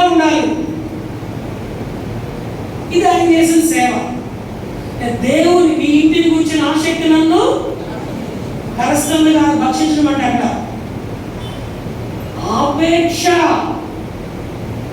దేవుని మందిరంలో దేవుని ప్రసన్నతను చూడటానికి వచ్చాడు దావీదు. మనం దేవుని మందిరంలో ఏం చేయడానికి వస్తున్నాం? దేవుని మందిరానికి వస్తున్నామా రావట్లేదా? వస్తున్న వాళ్ళందరం చెయ్యి మనసులో ఎత్తండి, బయటికి ఎత్తద్దు. దేవుని ప్రసన్నత దేవుని మందిరంలో చూస్తూ సేవిస్తున్న వాళ్ళు ఎంతమంది? అది కూడా మనసులోనే ఎత్తండి. దేవుని మందిరానికి వచ్చి మనుషుల యొక్క ప్రకృతి సంబంధమైన వికృత క్రీడలు చూస్తూ దేవుణ్ణి సేవించడంలో వెనుకడు వేస్తున్న వాళ్ళు ఎంతమంది? దావీదు 30 ఏళ్లకు రాజైతే 40 ఏళ్ల సేవా జీవితంలో తన రక్తమును తన చెమటను కళ్ళలుపుకొని 40 ఏళ్ళు దేవుని మందిరమును నిర్మించడానికి, దేవుని మందిరంలో దేవుని ప్రసన్నతను చూడటానికి నా జీవిత కాలం అంతా ఎక్కడ బ్రతకాలని? దేవుని మందిరంలో బ్రతకాలని. ఇది దావీదు సేవ. అందుకని నేను నా ఇంటి వారు ఆ దావీదు యొక్క ప్రతిష్టత చూసి దేవుడే తట్టుకోలేక ఏమని చెప్పినాడంటే, నీ కడుపులో నుంచి వచ్చిన వారు సదా కాలము ఆయన సింహాసనం మీద.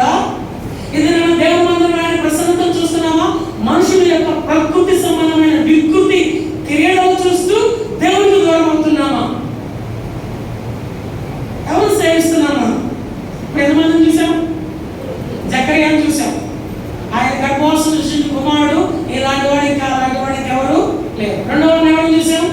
అన్న అక్కను చూసాం. ఆమె ఆ వయసులో కూడా పాడు చేయకుండా ప్రార్థన చేస్తూ కనిపెడితే వారి కొరకు సువార్త చేస్తా ఉంది. మూడవ ఎవరిని చూసాం? దావీదు చూసాం. దావీదు యొక్క సంతతి తరతరాలు సింహాసనం మీద ఉండేటట్లు అతను అతని కుటుంబం దేవుని సేవిస్తూ ఉన్నారు. 4-5 చదువుకుని ముగించుకుంటాం. 4వ వాళ్ళని చూస్తున్నారండి. అపోస్తలుల కార్యములు 27వ అధ్యాయం 23వ వచనంలో పౌలా భయపడకు అని చెప్పబడుతూ వచ్చింది. 27-23 నేను ఎవరి వాడను, ఎవరిని సేవించుచున్నాను, దేవుని దూత నా యొద్ద నిలిచి పౌలా భయపడకు,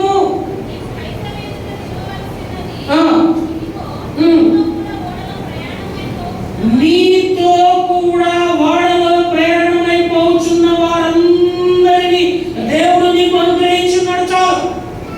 పౌలు దేవుడిని సేవిస్తున్నాడు కనుక పౌలుతో దేవుడు ఎంత మందిని ఇచ్చాడో అంతమందిని ఏం చేయడానికి ఇష్టపడుతున్నాడు?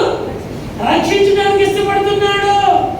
నీవు నేను మనం పౌలు వలె ప్రభువుని సేవించగలిగితే నీతో ఉన్న వారందరినీ దేవుడు ఏం చేస్తాడు? నీతో ఎవరున్నారు? అసలు ఎవరైనా ఉన్నారా? నీతో ఎవరైనా ఉన్నారా? నీతో ఉండడానికి నీ భర్తకు మనసుందా? నీతో ఉండడానికి నీ భార్యకు మనసుందా? నీతో ఉండడానికి నీ పిల్లలకు మనసుందా? నీతో ఉండడానికి నీ తల్లిదండ్రులకు మనసుందా? నీతో ఉండడానికి నీ తోబుట్టువులకు మనసుందా? నీతో ఉండడానికి ప్రభు యొక్క రక్తం చేత కడగబడిన పరిశుద్ధులకు మనసుందా? అలాగైతే నీతో ఉండే వారందరినీ నీవు కనుక ప్రభువుని సేవించగలిగితే దేవుడు వారందరూ ఏం చేస్తాడు? రక్షిస్తాడు. ఈరోజు మనతో ఉండడానికి ఎవ్వరికి మనసు లేదు. ఇంకా డీప్కి వెళ్ళి చెప్పాలంటే మనతో ఉండడానికి మనకే మనసు లేదు. అంటే అర్థం ఏంటి? మనం రక్షించబడతామో లేదో కూడా డౌటే. మనం మన ఇంటి వారిని రక్షిస్తామో లేదో కూడా డౌటే. దేవుడు దూత వచ్చి వాగ్దానం ఇస్తుంది, పౌలా భయపడకు, నీతో ఉన్న వారందరినీ. కానీ ఏంటంటే పౌలు యొక్క సేవది. నీవు నేను ప్రభువుని సేవించడంలో ఈ అనుభవాన్ని జరగలిగితే నిన్ను బట్టి నీ ఇంటి వారందరినీ దేవుడు ఏం చేస్తాడు? రక్షిస్తాడు. ఆఖరి వాళ్ళని చూసుకొని పెంచుకుంటే టైం అయిపోతుంది. దానియేలు గ్రంథము 6వ అధ్యాయం 12వ వచనం. దానియేలు గ్రంథము 6వ అధ్యాయము 12వ వచనం.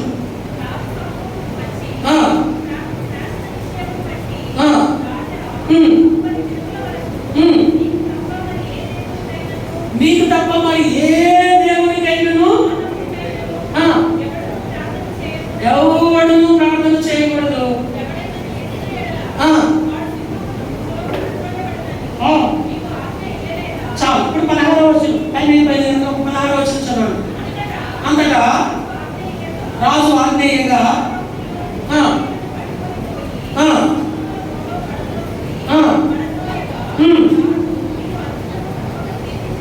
రాజు వచ్చి రాత్రి నిద్ర పట్టగా సింహాల దగ్గరికి వచ్చి దాని ఎంత అంటున్నాడు, నీవు అనుదినము సేవించుచున్న నీ దేవుడే నిన్ను రక్షించును.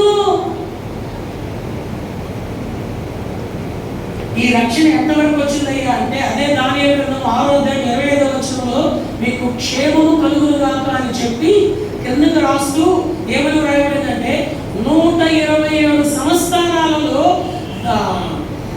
దానియేలు దేవుడే దేవుడు, దానియేలు దేవుడికి తప్ప మరి ఏ దేవుడికి ఎవ్వరు కూడా బ్రొక్కకూడదు.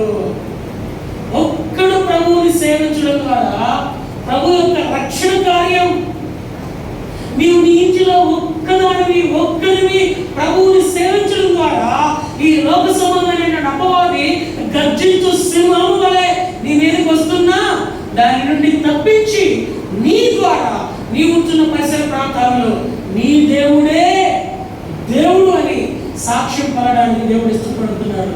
దేని ఆధారం చేసుకున్నాయ్యా అంటే నీ సేవా జీవితం, నీ భక్తి జీవితం, నీ ఆరాధన జీవితం, నీ ప్రార్థనా జీవితం, నీవు ప్రభువుని అంగీకరించిన జీవితం. ఇప్పుడు ఎంతమంది చూసామండి? మొట్టమొదటి వ్యక్తి ఎవరు? జకరియా.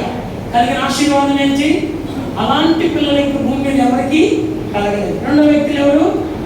హన్న. అంత వయసులో కూడా సువార్త ప్రకటించడంలో, ప్రభు యొక్క విమోచనను తెలియజేయడంలో వెనుదీయలేదు, పాడు చేయలేదు. మూడో వ్యక్తి ఎవరండి? దావీదు. దేవుని మందిరము, దేవుని ప్రసన్నత కలిగిన ఆశీర్వాదం ఏంటి? శాశ్వత కాలం మొదలుకొని శాశ్వత కాలం వరకు ఆయన సింహాసనం మీద ఆయన పిల్లలు ఉంటారు. నాలుగో వాళ్ళు ఎవరండి? పౌలు. కలిగిన ఆశీర్వాదం ఏంటి? తనతో ఉన్న వారందరినీ రక్షిస్తారు. ఐదో వాళ్ళు ఎవరండి? దానియేలు. కలిగిన ఆశీర్వాదం ఏంటి? భూలోకంలో సకల జనులు బరాక దేవుడే దేవుడు అన్నట్లు, ఎబ్రోను దేవుడే దేవుడు అన్నట్లు, దానియేలు దేవుడు అన్న స్థలంలో నీ పేరు పెట్టి చదువుకో. ఒకసారి మనసులోనైనా చదువుకో, ఏమన్నా చదువుకో. దానియేలు దేవుడే అన్నట్లుగా నీ పేరు పెట్టి చదువుకుంటే భూలోకంలోని జనులన్నీ నీ దేవుడని నిన్ను బట్టి పిలవడానికి నీ సేవా జీవితాన్ని. దీనికి కారణం ఏంటంటే యోషువ జ్ఞాపకం చేస్తున్నాడు, మోషే పరిచారకుడు. ఎవరండి?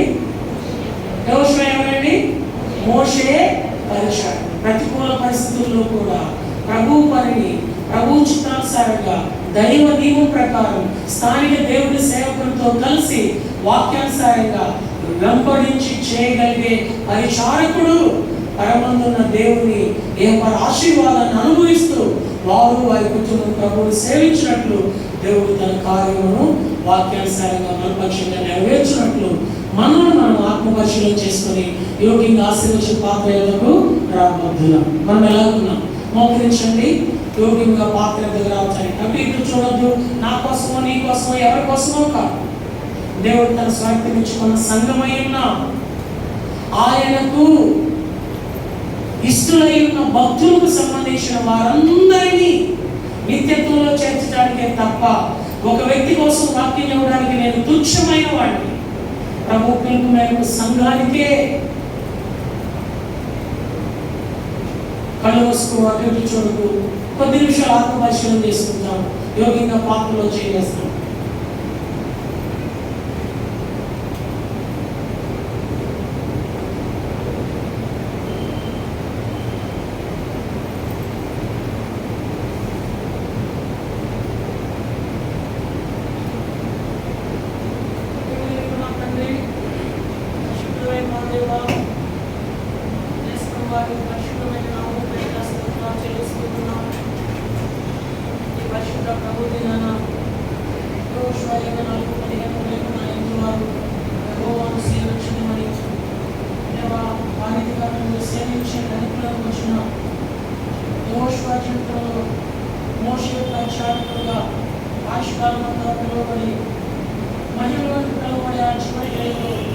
దేవుని సేవకుడే ఎంచుకున్నాడు.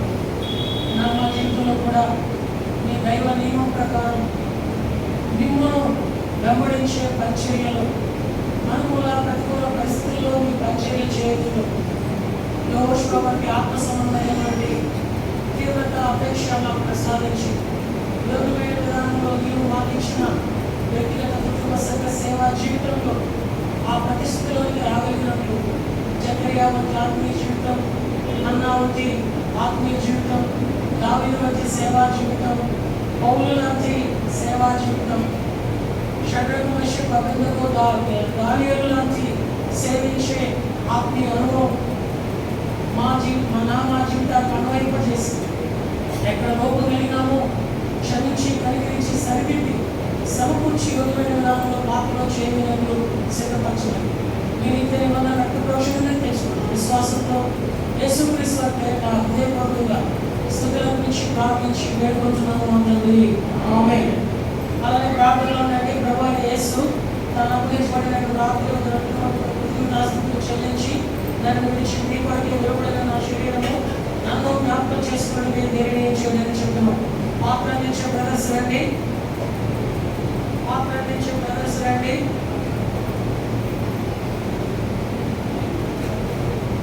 ఎవరైతే వాక్య ప్రవక్తలు ఆత్మ పరిశీలన కలిగిన వారిగా ఉన్నారో, మారు మనసు పొంది బాప్తిస్మలో సాక్ష్యం ఇచ్చిన వారిగా ఉన్నారో, వారు జరగించే పైభాగం వారి పురస్తం కనబడలేకుండా చూపించండి. ప్రభు యొక్క శరీరం సాధిస్తున్నటువంటి పాత్ర మీ అందరూ తీసుకొని రాబడుతుంది. మీ భాగం మీరు తీసుకొని పాత్రలు పడవలసిందిగా ప్రభు యొక్క మనం చేస్తూ ఉన్నాం.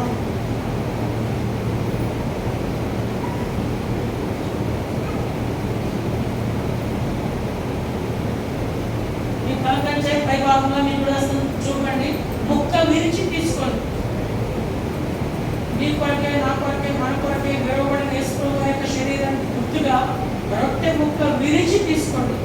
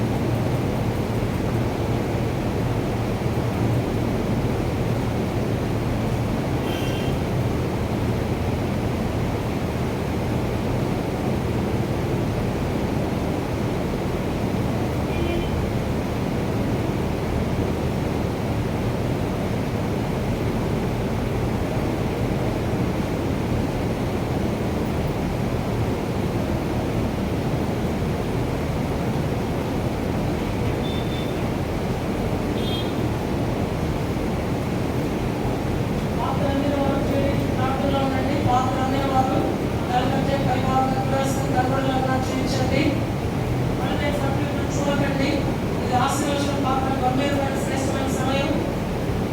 అనాలోచనగా ఆశీర్వచన పాత్ర సమీపస్తులుగా ఉండి ఆశీర్వాదాన్ని కోరుకోవద్దు.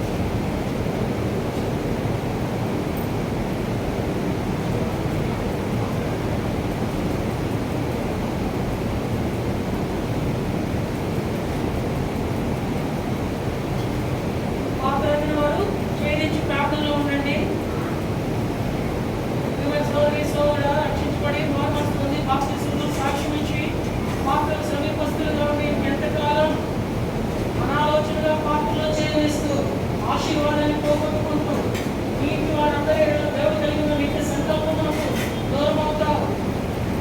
వాక్యం యొక్క వెలుగు స్నానంతో యోగ్యమైన విధానంలో చేయడం ద్వారా ప్రభు అయిన దేవుడు నిన్ను నీ ఇంటి వారిను రక్షించుటకు శక్తిమంతుడై ఉన్నాడు.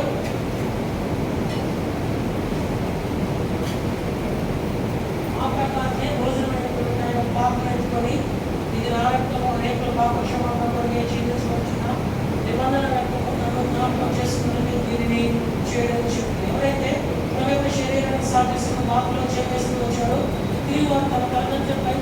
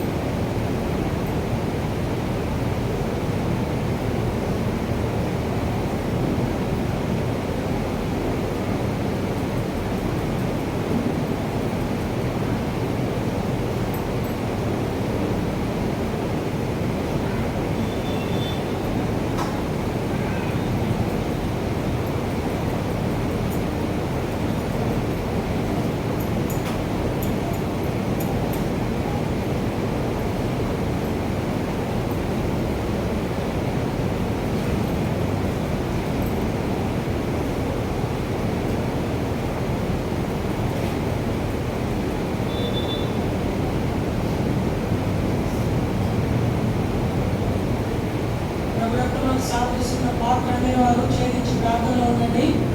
అందరి వారు మీ తరగతి పై భాగంగా మీకు వస్తున్న క్రమంలో చూపించండి. కనుక సిస్టర్స్ కుర్చీలో ఉన్న వారి వైపు వెళ్ళండి.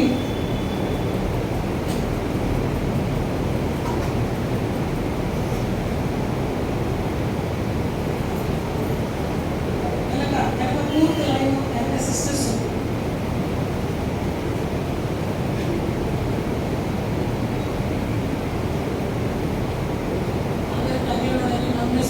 ముగిస్తున్నాం. ప్రేమలేని మా తండ్రి యేసుక్రీస్తు వారి ప్రశస్తమైన నామమున పెద్ద స్తోత్రాలు చెల్లిస్తూ ఉన్నాం. మీ పరిశుద్ధ ప్రభు దినాన మీ పరిశుద్ధ ఆలయంలో మీ ప్రశస్తమైన ఆశీర్వచన పాత్రలతో చేరుకోవడానికి ఆత్మస్వరూపమైన మేము ఆత్మతో సత్యంగా ఆరాధించడానికి మీరు ఇచ్చిన మీ ప్రభుత్వాన్ని మేము స్థుతిస్తూ ఉన్నాం. తిరిగి మా తండ్రి వాక్యం మీ మొదటి చేత మీ పాత్రలో చేయించడానికి మీరు ఇచ్చిన మీ ప్రభుత్వాన్ని మేము స్థుతిస్తూ ఉన్నాం. తండ్రి మీరు నా వ్యక్తిగత సంచరితమైన సాగుతున్న సంఘంలో సగ పరిశుద్ధులు సాదృశ్యంగా ఉంటుండగా వాక్యం చేసి విశ్వాస కుటుంబాల రక్షణ భక్తుల రక్షణ భార్యలు తల్లిదండ్రులు సాదృశ్యంగా ఉంటుండగా అలాగే తన పథంలో మీ ఇచ్చే సంకల్పంలో నిర్ణయించబడిన వారి సాదృశ్యంగా ఉంటుండగా దాంతో జ్ఞాపకం చేసుకున్నామని వేడుకుంటున్నాం. మా ప్రభావ మా దేవ మీ వేచోట జ్ఞాపకం చేసుకుని మీ ఏర్పాటులో మనందరికీ రక్షణ రాగలిగినప్పుడు సహాయపడుతున్నామని వేడుకుంటున్నాం. దేవుడి యొక్క క్షేమం మనం ప్రార్థన చేస్తున్నాం. ఇలా శరీరం బస్సు అభిషేకించబడిన వారిచే దైవికమైన క్రమంలో పరిచయం జరిగినప్పుడు మీ ఆత్మకార్యం జరిగించండి. యశస్సుకి మంచి ఆరోగ్యం ఇచ్చి మా ప్రభావం ఉన్నటువంటి ప్రత్యేకమైన పోటీ చేసి నుంచి అత్యంత ఆటంకాలన్నింటి నుంచి కలిగించి ఆత్మీయమైన ఏక నాయకత్వం ఇచ్చి అందరూ కలిసినంతని ప్రీతికరమైన సేవ చేయడంలో సిద్ధపరుస్తున్నామని వేడుకుంటున్నాం. మా ప్రభావం మా దేవ ఇదిగా గడప పక్షులు దయ చూపిస్తున్నాయి. లక్ష్యం ప్రతిదినాలు మానవ హక్కులు యూపీఎస్ పరిచయం కనుగొనడానికి మధ్య మేము స్థితిస్తూ ఉన్నాం. మేము యెహోవాను సేవించుకునే అంశాలను యూపీఎస్ పట్టి స్థితిస్తూ ఉన్నాం. మాకు ఎవరి ద్వారా రావడానికి ఇచ్చిన మీ కుటుంబాన్ని స్థితిస్తూ ఉన్నాం. పరిశుద్ధి యొక్క నాతని వారి సేవా జీవితము కుటుంబము వారి వచ్చిన పిల్లలు వారి భవిష్యత్తు మేలుకొనే జ్ఞాపకం చేసుకుని ఎన్నాళ్ళుగా జీవించండి. అనేక స్థలాల్లో వారిని రక్షించి వాడుకొని మహిళలతో రమ్మని వేడుకుంటున్నాం. మిమ్మల్ని జెసికాకు ప్రార్థన చేస్తున్నాం. మీకు ఎగ్జామ్ అయిపోతూ రాష్ట్ర దేవా చూపించండి. ఇది నా విశ్వాస కుటుంబాలకు సంబంధించిన బిడ్డలు ఎవరైతే మీకు ఎగ్జామ్ రాయడానికి నా ప్రభావ సిద్ధపడుతున్నారో వారి పక్షంగా మీ సన్నిధితో తోడుగా వచ్చండి. జైలు కేసులు పర్పస్లు ఉద్యోగులు కూడా జ్ఞాపకం చేసుకోండి. దేవవాడి సుబ్బారావు క్యాన్సర్ 3rd స్టేజ్లో ఉంది. అంటే లండన్ నుండి డాక్టర్స్ వస్తున్నారు, ఆపరేషన్ చేయాలన్నారు. దాని విషయంలో మీ దయా మీ వేగము మీ సత్కార్య జరిగించి గ్రహింపగలరు. ఈ శాంతి నా ప్రభావ ఈరోజు నీకు ఎగ్జామ్ అటెండ్ అవుతుంది కనిపించిన ప్రభావ నీకు నమ్మకం వాగ్దానం నీకు ఎగ్జామ్ వెళ్ళలేని వాళ్ళని రాష్ట్రపడలేని వాళ్ళని జ్ఞాపకం చేస్తున్నాం. ప్రారంభిస్తున్నాం. కేజీ నుంచి పీజీ వరకు అనుకున్నాం. ఎగ్జామ్స్ రాష్ట్ర బిడ్డల మధ్య ఎగ్జామ్స్ రాష్ట్రాన్ని బట్టి నా ప్రభావ సెమిస్టర్స్ రాష్ట్రాన్ని బట్టి ప్రారంభిస్తున్నాం. మోనిటోరింగ్ కూడా కనపరచాలి. ప్రారంభిస్తున్నాం. వీళ్ళు రక్తం చేసుకున్నారు. సంపూర్ణంగా స్వస్థ చుట్టుకున్నారు. ఆరోగ్యంతో ప్రారంభిస్తాం. సహాయపడగలండి. వృద్ధాత్మ వారిని జ్ఞాపకం చేసుకోండి. ఈయన పుట్టినరోజు పంపిన విని కలిగించిన ప్రభావ వారి యొక్క దంపతి జీవితాన్ని నిర్మించి అవమానించి మహిళలతో మంచి ఆరోగ్యం వచ్చి మీ ఆశీర్వాదంతో దిప్పి మహిళ పొందండి. దయగా బాధలు కలిగిన వారి కుటుంబాలు నిదాగా దీవించండి. పరీక్షలు వాడుకుంటున్నారు. వారి కుటుంబాలను జ్ఞాపకం చేసుకుని దీవించండి. నా తండ్రి భోజన బలంగా మోపిస్తున్న ప్రతి విశ్వాస కుటుంబాన్ని అలాగే గడాలకు సంబంధించిన ప్రతి విశ్వాస కుటుంబాన్ని వ్యక్తిగత కుటుంబ సంఘ వాగ్దానాలు నెరవేరుస్తూ ఆశీర్వాదకరంగా మార్చమని వేడుకుంటున్నాం. వ్యక్తిగత స్వల్పకాలిక కాకుండా బాధపడే వారిని ప్రార్థిస్తున్నాం. ఈ వేసవి దినాల్లో నా తండ్రి ఉష్ణోగ్రత ఎక్కువగా ఉంటుంది. మీ ప్రజలైన వారికి ఎండవేడి నుంచి పగటి వేస్తాము రాత్రి అనిపిస్తాము నుంచి మీ ఆపుల నుంచి మహిళతో రమ్మని వేడుకుంటున్నాము. కనీస వసతులు లేక నల్లడిల్లిపోతున్న మీ ప్రజలైన వారందరినీ జ్ఞాపకం చేసుకుంది. దేవులను ఆధారం చేసుకుని ప్రపంచవ్యాప్తంగా జరిగించబడుతున్న పరిచయం కొరకే ప్రార్థన చేస్తున్నాం. దేవా మరి వచ్చే వారంలో మన భారతదేశంలో కొన్ని రాష్ట్రాలు జనరల్ ఎలక్షన్స్ పెడుతున్నాయి. నిశ్చితానుసారమైనటువంటి ప్రభుత్వం పరిపాలన చేయగలరు. ఈ ఏర్పాట్లో ఉన్నటువంటి వారి ప్రభుత్వాన్ని మీరు అభివృద్ధి మహిళతో రమ్మని వేడుకుంటున్నాం. ఈ ఎలక్షన్స్ టైంలో ఎటువంటి అలజడులు ఆకాంక్షలతో ప్రాణాలు కోల్పోకుండా మీ ధైర్యం కనపరిచి మీరే కాపాడి పొందుతున్నామని వేడుకుంటున్నాం. ధైర్యంగా ఉండండి, రేపటి దినం విజయస్తున్న శిష్యుల మీదే తోడై ఉండండి. నా ప్రభావ ర్యాలీతో సహాయపడుతుండండి, వాతావరణాన్ని స్వాధీనంలో ఉంచండి. మీకు మహిమకరంగా కొంత సమయం చూపించండి. సీనియర్స్లో తీర్మానం చేసుకున్న నిలబడులను స్థితిస్తూ ఉన్నాం, వారి తీర్మానాన్ని ముద్రించండి. జూనియర్స్లో తీర్మానం చేసుకున్న వారి బట్టి స్తోత్రాలు చెల్లిస్తూ మీ సంకల్పంలో పరిపూర్ణంగా వారిని సమకూర్చి మహిమ పొందుకోరండి. వచ్చిన ప్రతి పట్టుదల మీ దగ్గర ఆత్మనుంచండి. నా కొరకు ప్రార్థిస్తే బాగుంది కలుస్తున్న ప్రతి హృదయవచనం మీ చిత్తానుసారంగా తీర్చమని ఫోన్ల ద్వారా, మెసేజ్ ద్వారా, వాట్సాప్ ద్వారా పర్సనల్గా ప్రార్థించమని కోర్టు వచ్చి వారందరి పక్షంగా ప్రార్థపరుస్తూ మీరు ఇద్దరి వల్ల నాకు పక్షంగా తెచ్చుకుంటూ రాష్ట్రాల్లో చిత్తానుసారంగా సేవకు సహాయపడుతుండండి. మాకు కావాల్సిన పనులకు జ్ఞానం ఆత్మని తండ్రి మీ చిత్తమైన స్థలంలో మమ్మల్ని నుంచి మిమ్మల్ని సేవకు సిద్ధపరచండి. మా మీద మీ ఇద్దరి వల్ల రక్తపక్షులను తెచ్చుకుంటున్నాం. వారు విస్తారంగా ఉంది, పరివారు పొందుగా ఉన్నారు. పరివారు యజమానులు వేడుకొని సెలక్షన్ మీ మాటలు బట్టి ప్రార్థన చేస్తున్నాం. ఏర్పాట్లో వాళ్ళు మీ సేవ కొరకు సంపూర్ణ సేవ కొరకు సిద్ధపరచమని కోరుకుంటున్నాం. మా దేవ, మా ప్రభావ ఈ యొక్క 2 నుంచి ప్రజలైన వారు క్షేమంగా వారి గృహాలకు వెళ్ళినట్లు మీ బాబు చాపి సంరక్షించి మహిమను చూడము.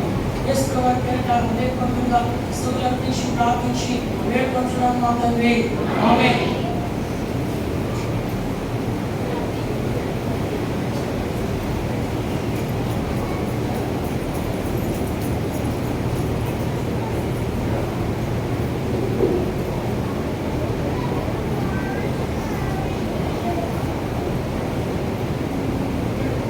దయచేసి వారి కార్యక్రమాలు గమనించాలి. వచ్చినదే చివరి ప్రార్థన అనంతరము వచ్చిన ప్రియులైన వారందరికీ యవనస్తులైన వారు బయట మధ్యగా సిద్ధం చేశారు. ప్రతి ఒక్కరు చల్లగా మధ్య తీసుకొని క్షేమంగా మీ గృహాలకు వెళ్ళవలసిందిగా మనం చేస్తూ ఉన్నాం. వచ్చినది ఈరోజు సాయంకాలం ఏమి కూడిక ఉండదు. రేపు ఉదయం 6 గంటలకు పిల్లలైన వారందరినీ మందిరానికి సిద్ధపరిచి సమకూర్చినట్లయితే 7 గంటల నుంచి 8-8:30 వరకు మనము ప్రశిక్షణ కొరకై కొంత దూరం వెళ్ళేసి సువార్త చేసుకొని తిరిగి వస్తాము. ఆ తర్వాత యూనియర్స్ చివరి రోజు క్లోజింగ్ లెస్, అలాగే సీనియర్స్లో, జూనియర్స్లో, కేజీలో, ఫస్ట్, సెకండ్, థర్డ్ వచ్చిన వాడు, మెమరీ వర్సెస్ చెప్పిన వాడు, వీళ్ళందరికీ గిఫ్ట్లు, అలాగే బెస్ట్ గ్రూప్ టీచర్స్ కూడా, అంటే ఏ గ్రూప్లో పిల్లలు ఫస్ట్ వచ్చారో ఆ గ్రూప్ టీచర్కి బెస్ట్ గ్రూప్ టీచర్గా వాళ్ళను కూడా ఆనర్ చేయాలని తలపు. ఈ బహుమాన కార్యక్రమం అయిపోయిన తర్వాత ప్రేమావిందు ఉంటుంది. వచ్చిన వారందరికీ, పిల్లలకి, పెద్దవారికి ప్రేమావిందు ఉంటుంది. ప్రతి వారు గమనించి పాల్గొనలు పొందండి. అందరికీ ఆహ్వానం. ఈ పరిచయం కొరకే ప్రార్థించండి, పాల్గొనలు పొందండి. తిరిగి ప్రవచితమైతే మంగళవారము సాయంకాలం మందిరంలో 5:30 నుంచి 6:30 వరకు సంఘ ప్రార్థన ఉంటుంది. మామూలుగా 7 గంటలకి సంఘ ప్రార్థన ఉండాలి. అయితే మన కిషోరన్న వాళ్ళ ఇంటి దగ్గర స్థుతి కూడిక ఉదయకాల సమయం అనుకున్నారు. కానీ కిషోరన్న కానీ షారోన్ కానీ ఎవరికైనా ఫోన్ చేసి పర్సనల్గా మంగళవారం ఉదయం 10 గంటలకు మా ఇంటి దగ్గర స్థుతి కూడిక అని చెప్పి ఆహ్వానించిన వాళ్ళు కూడా గమనించండి. ఉదయం ఎండ తీవ్రతను బట్టి ఉదయం పెట్టట్లేదు. సాయంకాలం 6:30కి వారి ఇంటి దగ్గర స్థుతి కూడిక గమనించి సాయంకాలం 6:30 గంటలకల్లా కిషోరన్న, షారోన్ వాళ్ళ ఇంటి దగ్గరకు వస్తే స్థుతి కూడిక కలిగి ఉంటారు. దేవుడు వారి కుటుంబ పక్షంగా చేసిన మేలులను బట్టి కృతజ్ఞత కూడిక కలిగి ఉంటున్నారు. దాని కొరకు ప్రార్థించండి, పాల్గొంటుందండి. గురువారము ఉదయం 5 గంటల నుంచి సాయంకాలం 4 గంటల వరకు గొలుసు ప్రార్థన ఉంటుంది. మీ సమయాలలో వచ్చి ప్రార్థన చేయవలసిందిగా మనం చేస్తూ ఉన్నాం. తిరిగి గురువారం సాయంకాలం 7 గంటలకు బైబిల్ స్టడీ ఉంటుంది.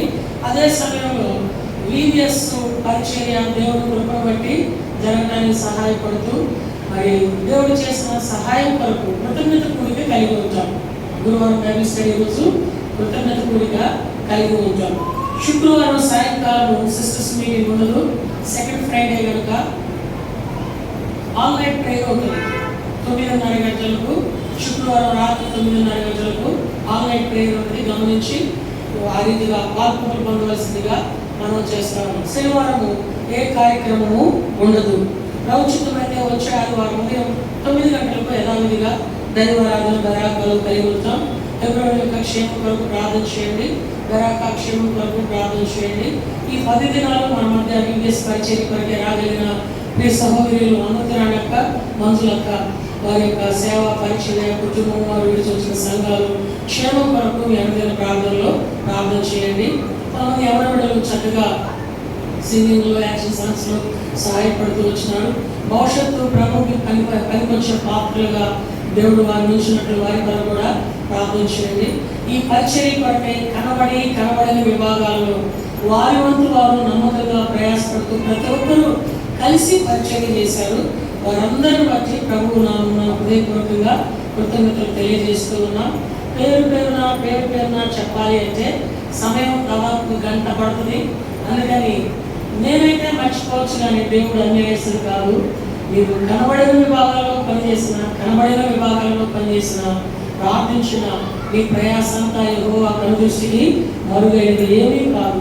మీ ప్రయాసం తగిన ప్రతిఫలము ప్రభు ఇచ్చినట్లు ప్రభువు నామమున మీకు వందనాలు తెలియజేస్తూ, అలాగే ఇదే సహకారము రేపు ప్రశిక్షణ కూడా మీ అందరూ సహకరించి రావాలని తెలియజేస్తూ ఉన్నాం.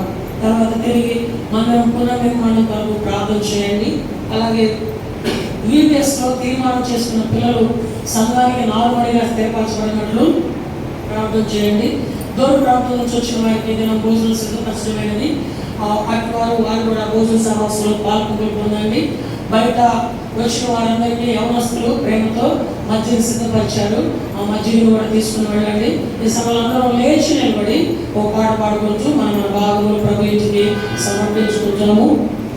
యూపీఎస్ పరిచర్య కొరకు వ్యక్తిగతంగా కుటుంబంగా ప్రార్థించి మీ వంతు మీరు ప్రయాసపడి పాల్గొనలు పొందవలసిందిగా మనం చేస్తున్నాం. మనం యేసుని వారులము తన వారి ఉందము అనే పాట పాడుకుంటాం.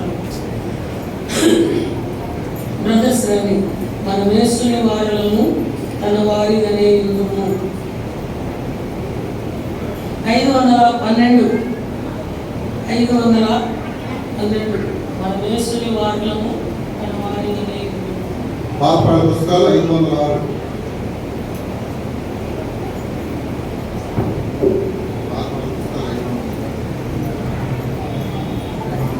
యేసుని వారలము తన వారిగానే యుందుము. మన యేసుని వారలము తన వారిగానే యుందుము. మనలను రక్షించెను, మనకే స్తుతి పాడెదము.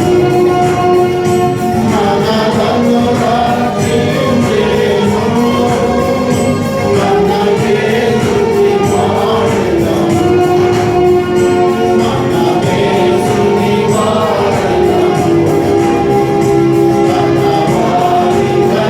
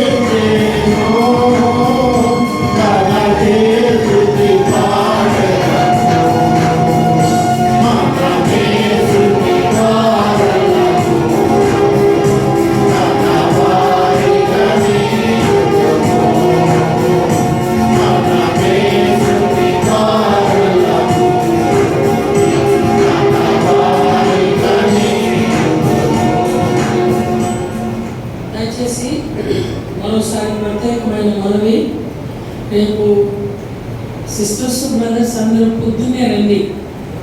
సిస్టర్స్ అందరూ ఆడపిల్లలకి కిరీటాలు పెట్టాలి, పిన్ చేయాలా. అలాగే బ్రదర్స్ కూడా పిల్లలకి కిరీటాలు పెట్టాలా, పిన్ చేయాలా. కాబట్టి గమనించి అందలాడండి. మీ యవనస్తులు కూడా రేపు ప్రొసెషన్ కూడా సిద్ధపరచండి. సువార్త ఫ్లాగ్లు పెట్టుకోవాలి, వాళ్ళు కొంతమంది బ్యానర్లు కట్టుకోవాలి.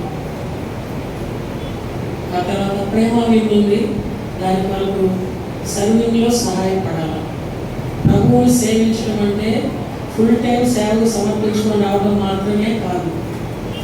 దేవుని సేవకులు మన తలాంతులు గుర్తెరిగి మనకి ఏ పని అప్పచెప్తారో ఆ పనిలో మోషే దగ్గర యెహోషువ ఎలాగో పరిచర్య చేస్తూ వచ్చాడో అదే సేవలో ప్రథమమైన పరిచర్య సేవా ధర్మం. కాబట్టి గమనించి రేపు ఎండని ఆగిపోవద్దు. ఎవరైనా ఆగిపోతుంటే అలాగే వారికి మీరు సహకరించవద్దు. ప్రతి ఒక్కరిని ప్రోత్సాహపరచండి. రాని వాళ్ళని కూడా చెప్పండి. సిస్టర్స్ అందరండి, బ్రదర్స్ అందరండి, రాని వాళ్ళకి కూడా చెప్పి తీసుకురండి. సంఘమంతరికి పిల్లలందరికీ ప్రేమ ఉంటుంది. సువార్త దేవునికి మహిమకరంగా జరిగినట్లు మానక ప్రార్థన చేయండి. ఈ వీఎస్ పరిచర్య వరకు పూర్తిగా రేపు కార్యక్రమం అయిపోయేంత వరకు పూర్తిగా మీ వంతు మీరు అన్ని విషయాలలో సహకరించి సమకూర్చబడండి. పరిచర్య అప్పుడు ఆ వాగ్దానం మనం కూడా క్లెయిమ్ చేసుకోవచ్చు. నేను అదే కాదు, నేను యెహోవాను సేవించడం అంటే అది సింగిల్. నేను నా ఇంటి వారందరూ ఆయన వాగ్దానం ఇచ్చాడు కనుక అందరూ సేవించినట్లు మనము మోషే దగ్గర యెహోషువ వలె పరలోకపు యేసు వారి దగ్గర మనమున్నట్లు అలా సిద్ధపాటు కలిగి ఉన్నాం. చివరి ప్రార్థన చేసుకుంటాం. ప్రేమ కలిగిన మా తండ్రి, పరిశుద్ధమైన మా దేవ, యేసుక్రీస్తు వారి విశిష్టమైన నామములో స్తోత్రాలు చెల్లిస్తూ ఉన్నాం. ఈ పరిశుద్ధ ప్రభు దినాన ఈ పరిశుద్ధ ఆలయంలో ప్రశస్తమైన నాశనమైన పాత్ర యొక్క నేను యెహోవాను సేవించుకుని ఆత్మ సంబంధమైన ప్రతిస్థితులను మేము రావాలని మానవ హద్దుబాటులో మా గమనాన్ని తీసుకొచ్చిన ఆరాధన వర్తమానం స్థితిస్తూ ఉన్నాం. ఆశీర్వచన పాత్ర పట్ల తీసుకున్నటువంటి లేఖనాలు నా హృదయంలో ప్రవర్తన చేసి అలాగే వ్యక్తిగతంగా కుటుంబంగా సంఘంగా నేను సేవించి నిత్యత్వంలో రహస్య రాకడి గొర్రెల కండ్లి విధులు బహుమానం పొంది 1000 ఏళ్ల పరిపాలనలో మీ నిత్య రాజ్యం యొక్క 20 యుగాల పరిపాలనలో మీతో ఏర్పాటు చేసేవారిగా సిద్ధపరుస్తున్నారని ప్రాధాన్యపడచ్చు. వారి కార్యక్రమాలన్నింటిలో కూడా ఏంటండి ప్రభావ మరి సోమవారం ప్రశిక్షణ పీరియడ్లో సాయం దేవుడు సహాయపడుతుందండి. ఏదైనా రాగలిగిన పీరియడ్ వారందరూ స్తోత్రాలు చెల్లిస్తూ ప్రతి వారి హృదయం తీర్చండి. ఎవరైతే నా ప్రార్థిస్తే బాగుందని కలుస్తూ ఉన్నారో వారందరి కొరకు ప్రార్థన చేస్తున్నాం. తండ్రి, ఈరోజు తల్లిని కోల్పోయి, తండ్రిని కోల్పోయి, భర్తను కోల్పోయి, భార్యను కోల్పోయి, పిల్లలను కోల్పోయి ఆ కుటుంబంలో ఉన్న వారికి కావాల్సిన ఆదరణని అనుగ్రహించండి. అలాగే నా ప్రభావ వివాహం కొరకు చూస్తున్న బిడ్డలు, ఉద్యోగాల కొరకు చూస్తున్న నిరుద్యోగులు, ఐఏఎస్ స్టడీస్ కొరకు కాంపిటేటివ్ ఎగ్జామ్స్ ప్రిపేర్ అవుతూ రాస్తున్నటువంటి వారు, ప్రత్యేకంగా ఏదైనా నీట్ ఎగ్జామ్ కొరకు రాసుకునేటువంటి బిడ్డలు, ప్రార్థించిన కోరుతూ వచ్చిన వారందరి కొరకు విశేషంగా శక్తితో ప్రార్థిస్తూ సహాయపడుతుండండి. తిరిగి మా పేరు వారి వారి గృహాలకు వెళ్ళుచుంటుండగా మీ సన్నిధితో తోడుగా వచ్చి మహిళ చూడమని వేడుకుంటూ మా ప్రభావ మా దేవ మరోసారి ప్రతి మాయ వాగ్దానాన్ని నెరవేర్చి వీడియస్ పరిచయంలో తీర్మానం కలిగిన వారిని ముద్రించి ఫలవర్తించండి. ఎవరైతే తీర్మానాన్ని వాయిదా వేసుకుంటూ వచ్చారో వారిలో కూడా మీ ఆత్మకార్యం జరిగించి మహిళ పొందండి.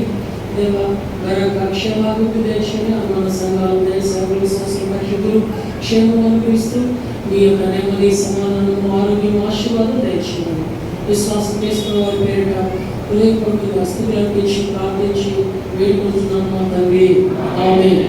మన తండ్రి అయిన దేవుని ప్రేమయు కుమారుడైన యేసుక్రీస్తు వారి కృపయు పరిశుద్ధాత్మ దేవుని కన్యని సహవాసము కూడి ఉన్న మనకును సకల పరిశుద్ధులను విశేషంగా నేను నా ఇంటి వారందరూ ప్రభువును సేవిస్తూ యెహోవాను పరమందు సకల ఆశీర్వాదంతో దేవుని మహిమను పొందుచు మహింపరచాలని తీర్మానం కలిగిన వారందరికీ సదాకాలము దేవునితో నడిపి కాపాడి ఆశీర్వదించుగాక.